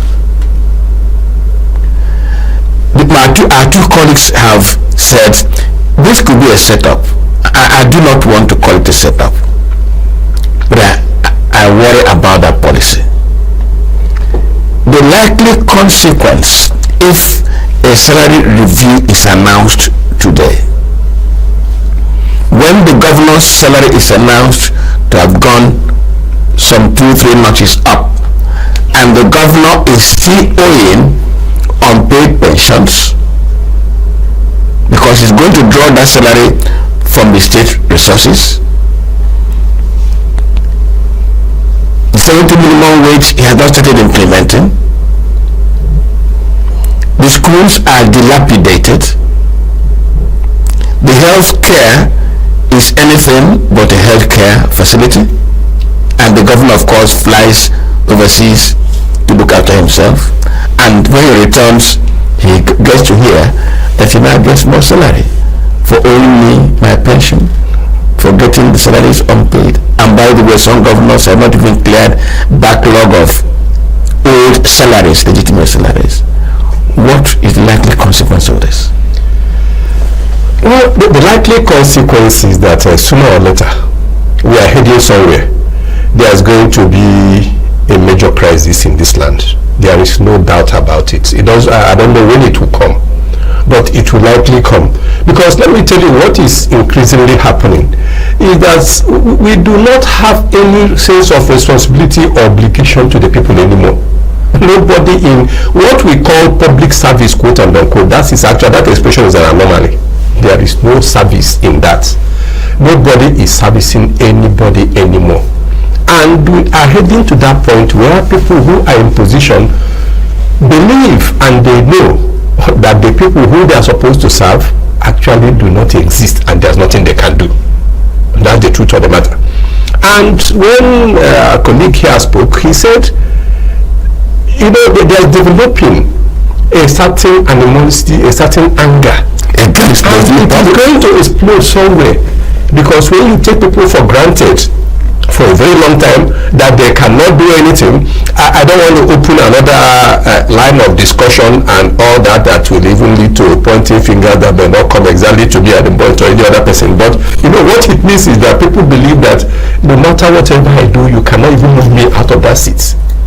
And when public service becomes that nobody can move you from the place where purportedly you were elected or put into, and those who put you there can no longer remove you, they will have to find an alternative means of getting you out, and it will eventually come. And so what is playing out now is actually a very dangerous situation that is coming up. What the government and those who are in government do at the moment, which they think they are getting away with it, is that when people raise a very serious issue of concern about their state of being, you either shout them down, or you also mobilize a counter force that drown whatever they are saying. You are not trying to actually find a means of addressing that problem, but by shouting them down, you believe that you have bought yourself more time, and then you head towards renewing your, being on that seat one way or the other. At some point in time, something has to give. So the proposal to actually increase the salary or the pay of people who are in a political position is extremely insensitive, is extremely uncalled for. And if indeed we owe obligation in public service to the people around who put us there, I don't see how anybody can actually think of this now. This is the least thing that we should be thinking about. I also have a different perspective on the labor union and the rest of the unions, asking for give us more money, give us more money. I'm not always inclined to that give us more money. You bring more money, and the more money gets you nothing. So I'm looking at the position, the situation where they are going to come at a certain level, where they are going to say, give us houses, give us more services in terms of transportation, give us all the things that the food, we are no longer talking about, people can no longer buy the food. So if I give you and increase the minimum wage, which we can't even get the 70,000 paid, assuming that you even make it 700,000, and then one bag of rice automatically costs 1 million, then it makes nothing again now. So what are you doing with the money? People should be more concerned with we are agitating for you to make sure that there is a provision for food. We are assuming for you to make sure, well, of course, we no longer discuss mass housing and all that kind of thing. They are no longer, what we hear in governance today. But that's the type of thing they should be asking for. Secure yourself shelter, secure yourself food, secure yourself health. We have a public health system, and anybody who had tried to use that thing that they call, what do they call it? The health thing that they make for people. When you go to hospital, that thing, primary health, whatever it is, when you go there, I think it can guarantee you only paracetamol. Invariably, you can get nothing out of, that situation. But we all know that that is not what obtains in serious societies. We all know that people who work for government, who work in public service, actually have their health services guaranteed. It is there. We know that the food is there, that the people, that's what actually secures the ordinary people in the society. And keep society stable. Keep society stable, so that then the political class can then afford to play and do what they like. But you can't afford to play and do what you like when the majority of the people are not eating, they are not secured. Why would they not be stealing and mugging people and killing and whatever it is? It's insecure for everybody. That is the danger that is coming. I don't know how people are reasoning, but we all, the elite should be worried. Yes, you want to make a contribution. Talking about elite being worried, I saw a picture or even a video of a scenario that made me really think. I laughed, chuckled, and all of that. But then there's this public official that I saw in the church, and then I saw security men standing while the service was going on. They were doing like this, looking this way and that, inside the church. The big brother was seated, and the boys all over from the door to where he was seated. He's seated like this. Somebody is standing by his side, and he's doing this way. Why is that? And let me also remind us that insecurity was exacerbated, especially in the southeast, because certain category of persons felt shortchanged. Now this is not about ESN or IPO and all of that, because I know of a story of people just targeting certain kinds of vehicles. It didn't matter who was inside. There were certain kinds of vehicles that they would say this is a politician, and they will face you with AK-47. It didn't matter whether you genuinely bought a vehicle, money with which you bought a vehicle, but you had come to become a target. They are not looking for you to give them. That's a symbol of their operation. That is not armed robbery. They are not interested. They just want to kill you. Symbol of exasperation. Symbol of frustration. Okay, but my thought is that's just sorry. Why that is not not justified by any. No. But I'm just trying to. We're saying about going somewhere is something that is avoidable. This kind of thing is avoidable. Political office holders should not throw it in our faces that they are living big off our money, of our commonwealth, our common patrimony. And the Revenue Commission wants them to live bigger. This group of people are now, further, bastardizing our sensibilities by this kind of nonsense. Yes, you were trying to say something. Yes, I'm saying that it's difficult to place this in just around the political class.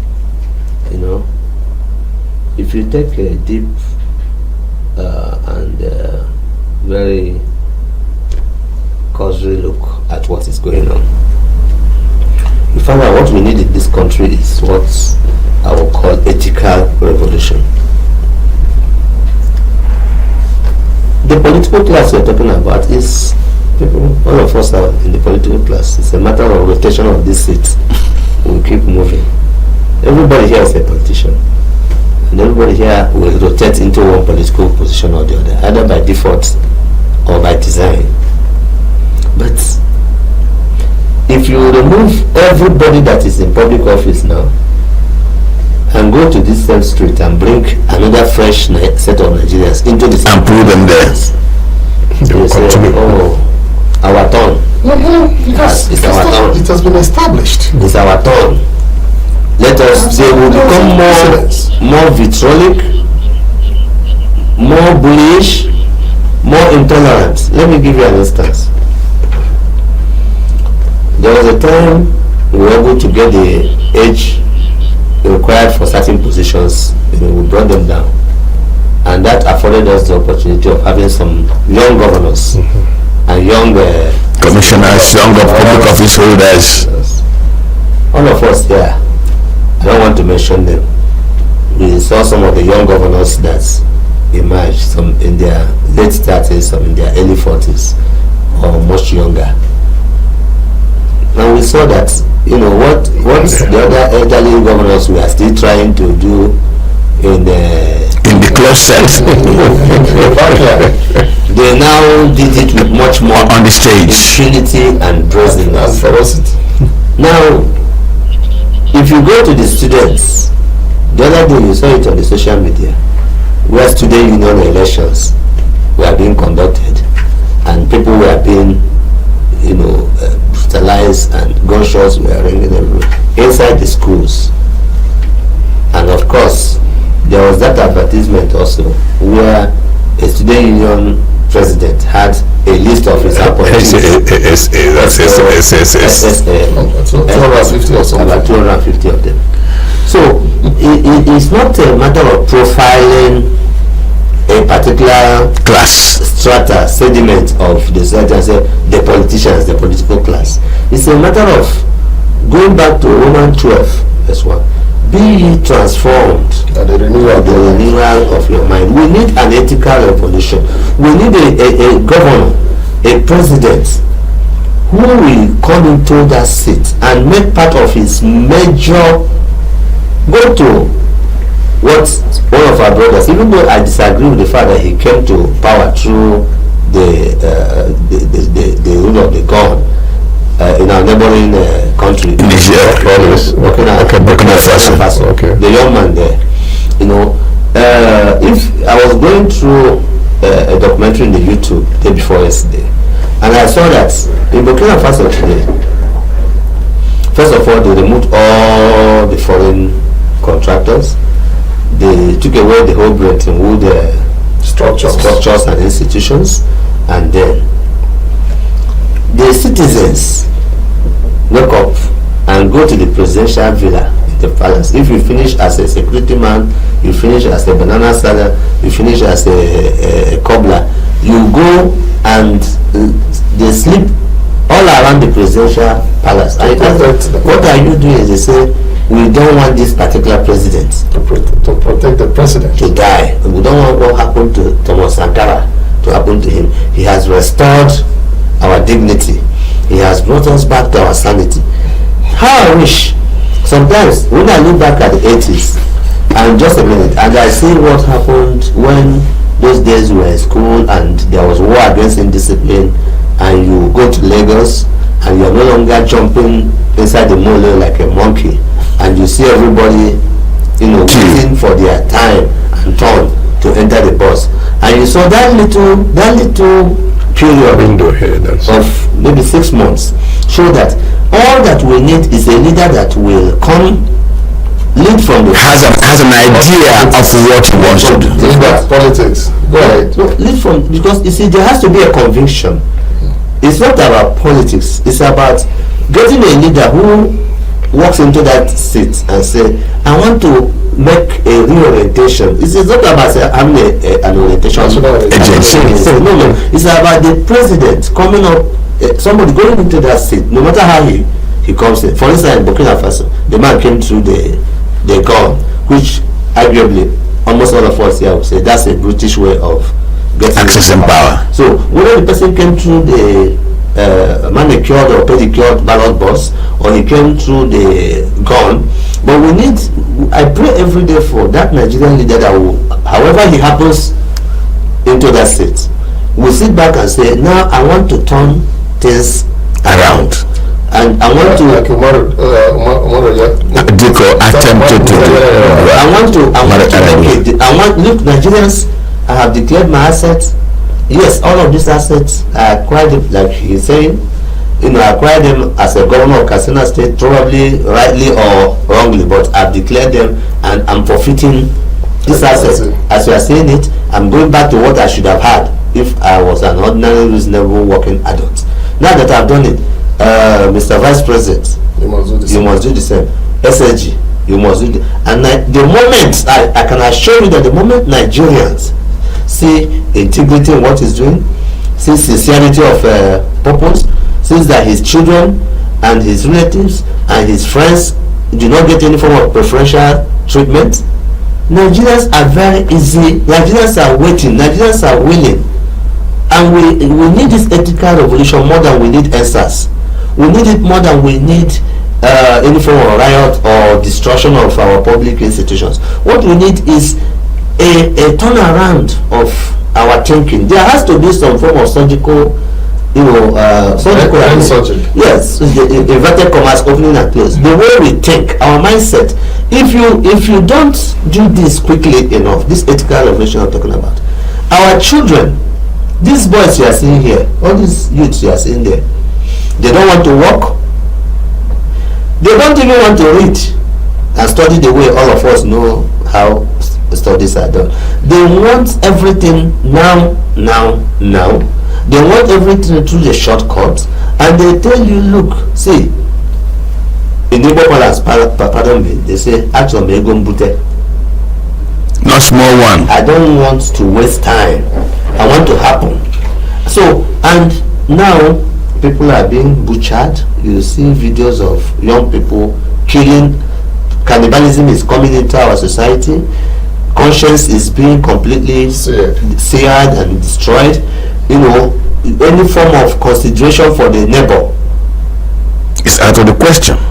There must be that thing that want to happen, like he says, something will happen. I'm praying, sir. Let this thing that will happen be an ethical revolution. Let it be that all of us, having concluded that we have all gotten it all wrong, will, from among the political class, maybe let's have a group of people that will engineer some level of ethical revolution. Some level of ethical revolution. My producer says I've gone halfway. I should take a break, and I'll do just that. But is the step taken by the Revenue Mobilization, Allocation and Fiscal Commission in consideration of the consequences of giving political class more money? Can the political class itself reject this offer? Where does the National Assembly come in this matter? Can the president himself bail the cat and call the commission to order? That will be the second part. Please stay with us.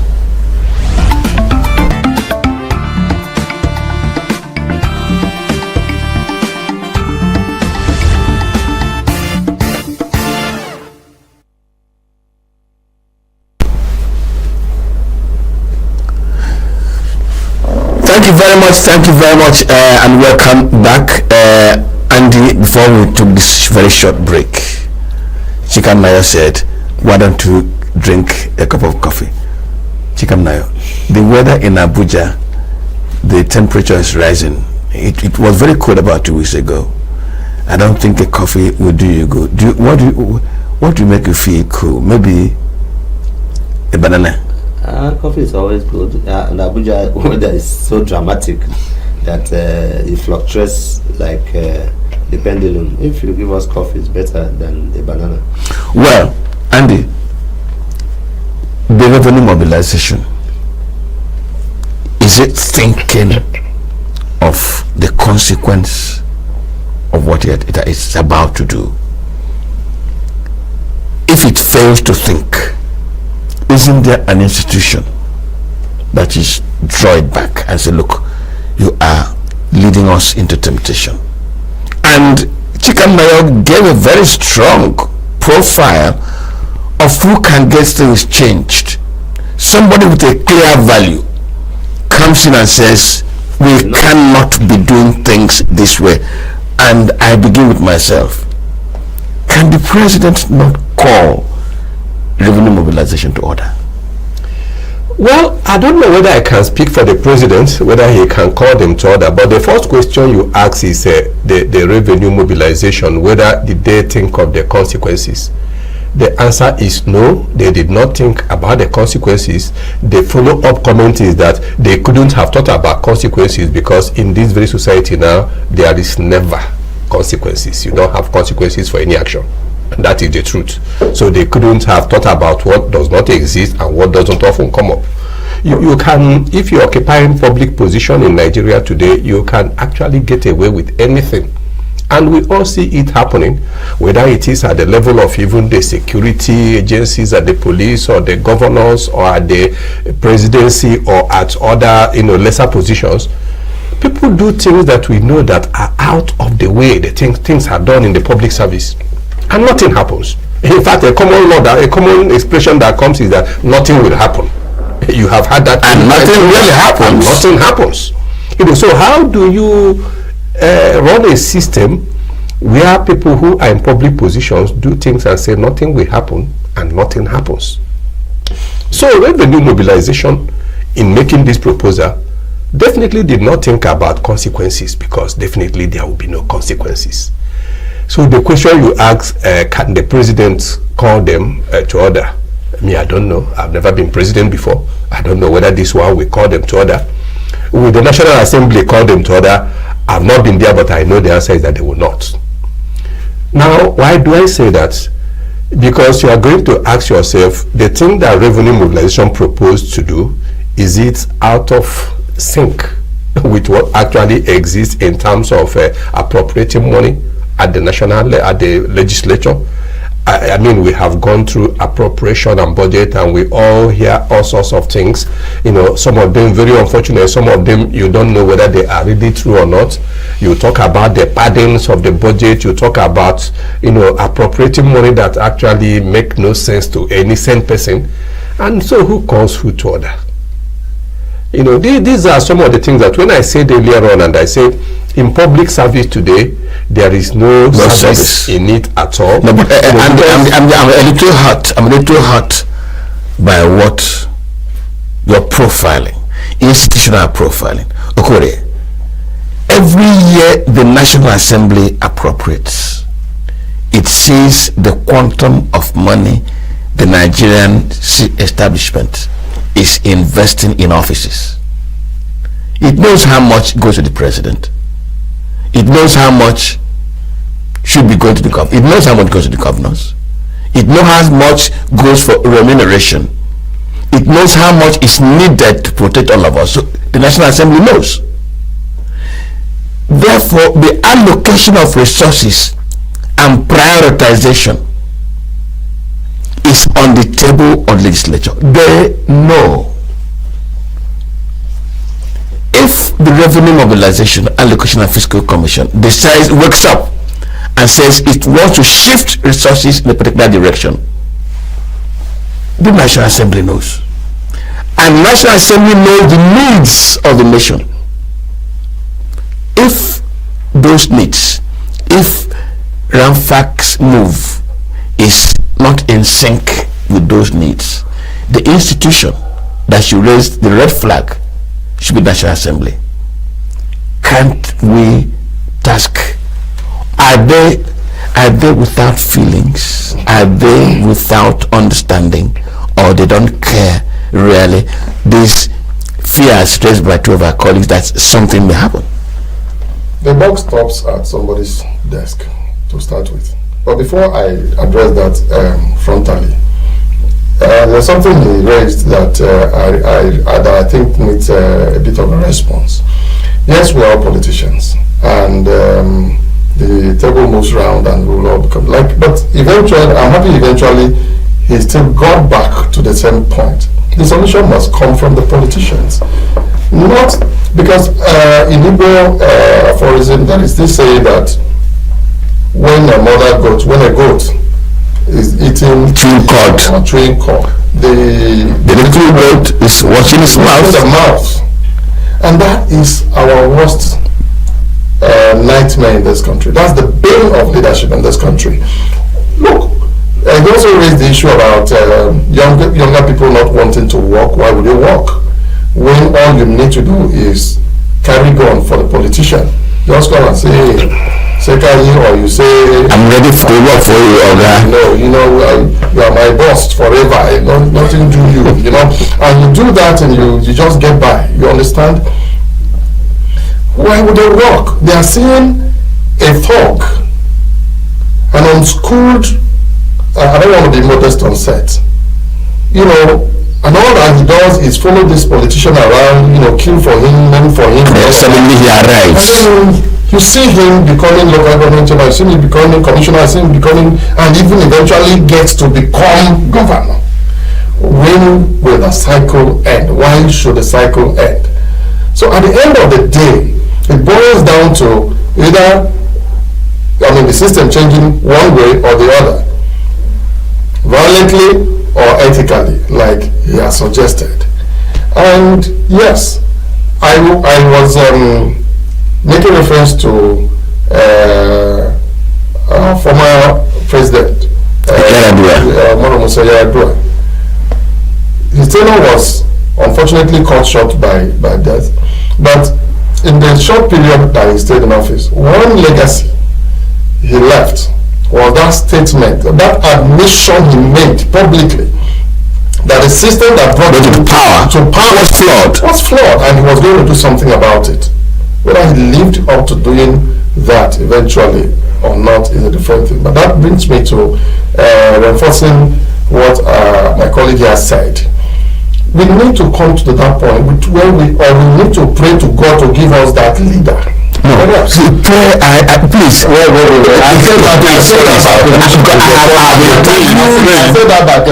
you. Because praying and praying. Thank you very much. Thank you very much. Pray and work. Let me tell you why I said prayer. Because at the end of the day, I believe in God, and I believe God still has the final say over these things.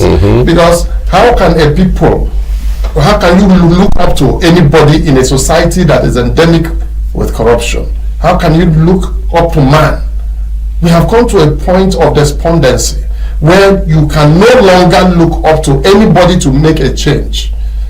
And then you can only resort to praying, because it will take God to bring the kind of leader he's talking about. Whether, and I say this, it is going to be whether by the Burkina example or by the ethical revolution of Chikamnayo. Talking about ethical revolution, somebody has said, if you want to hope for that kind of revolution, then you will hope forever. No. I don't want to go that route. That is why I yes, because my producer says don't bust the time. Don't bust the time. Let's just leave it at that. That we need leadership to take the lead. And if indeed, he cited the example of Burkina Faso, which is a live example. If the leader takes the lead, the people will follow. Thank you, Chikamnayo. I apologize to you because my producer says I've overshot already. They're even going to have to edit to accommodate us within 1 hour. I didn't even know 1 hour is already spent. An interesting conversation, all provoked by the Revenue Mobilization Allocation and Fiscal Commission. Conclusion, please think again before you lead us into temptation. My name is Kumar Bose Njoku. Let me thank my colleagues who have found the time to be with me today. The conference will come day after day. For this edition, good morning.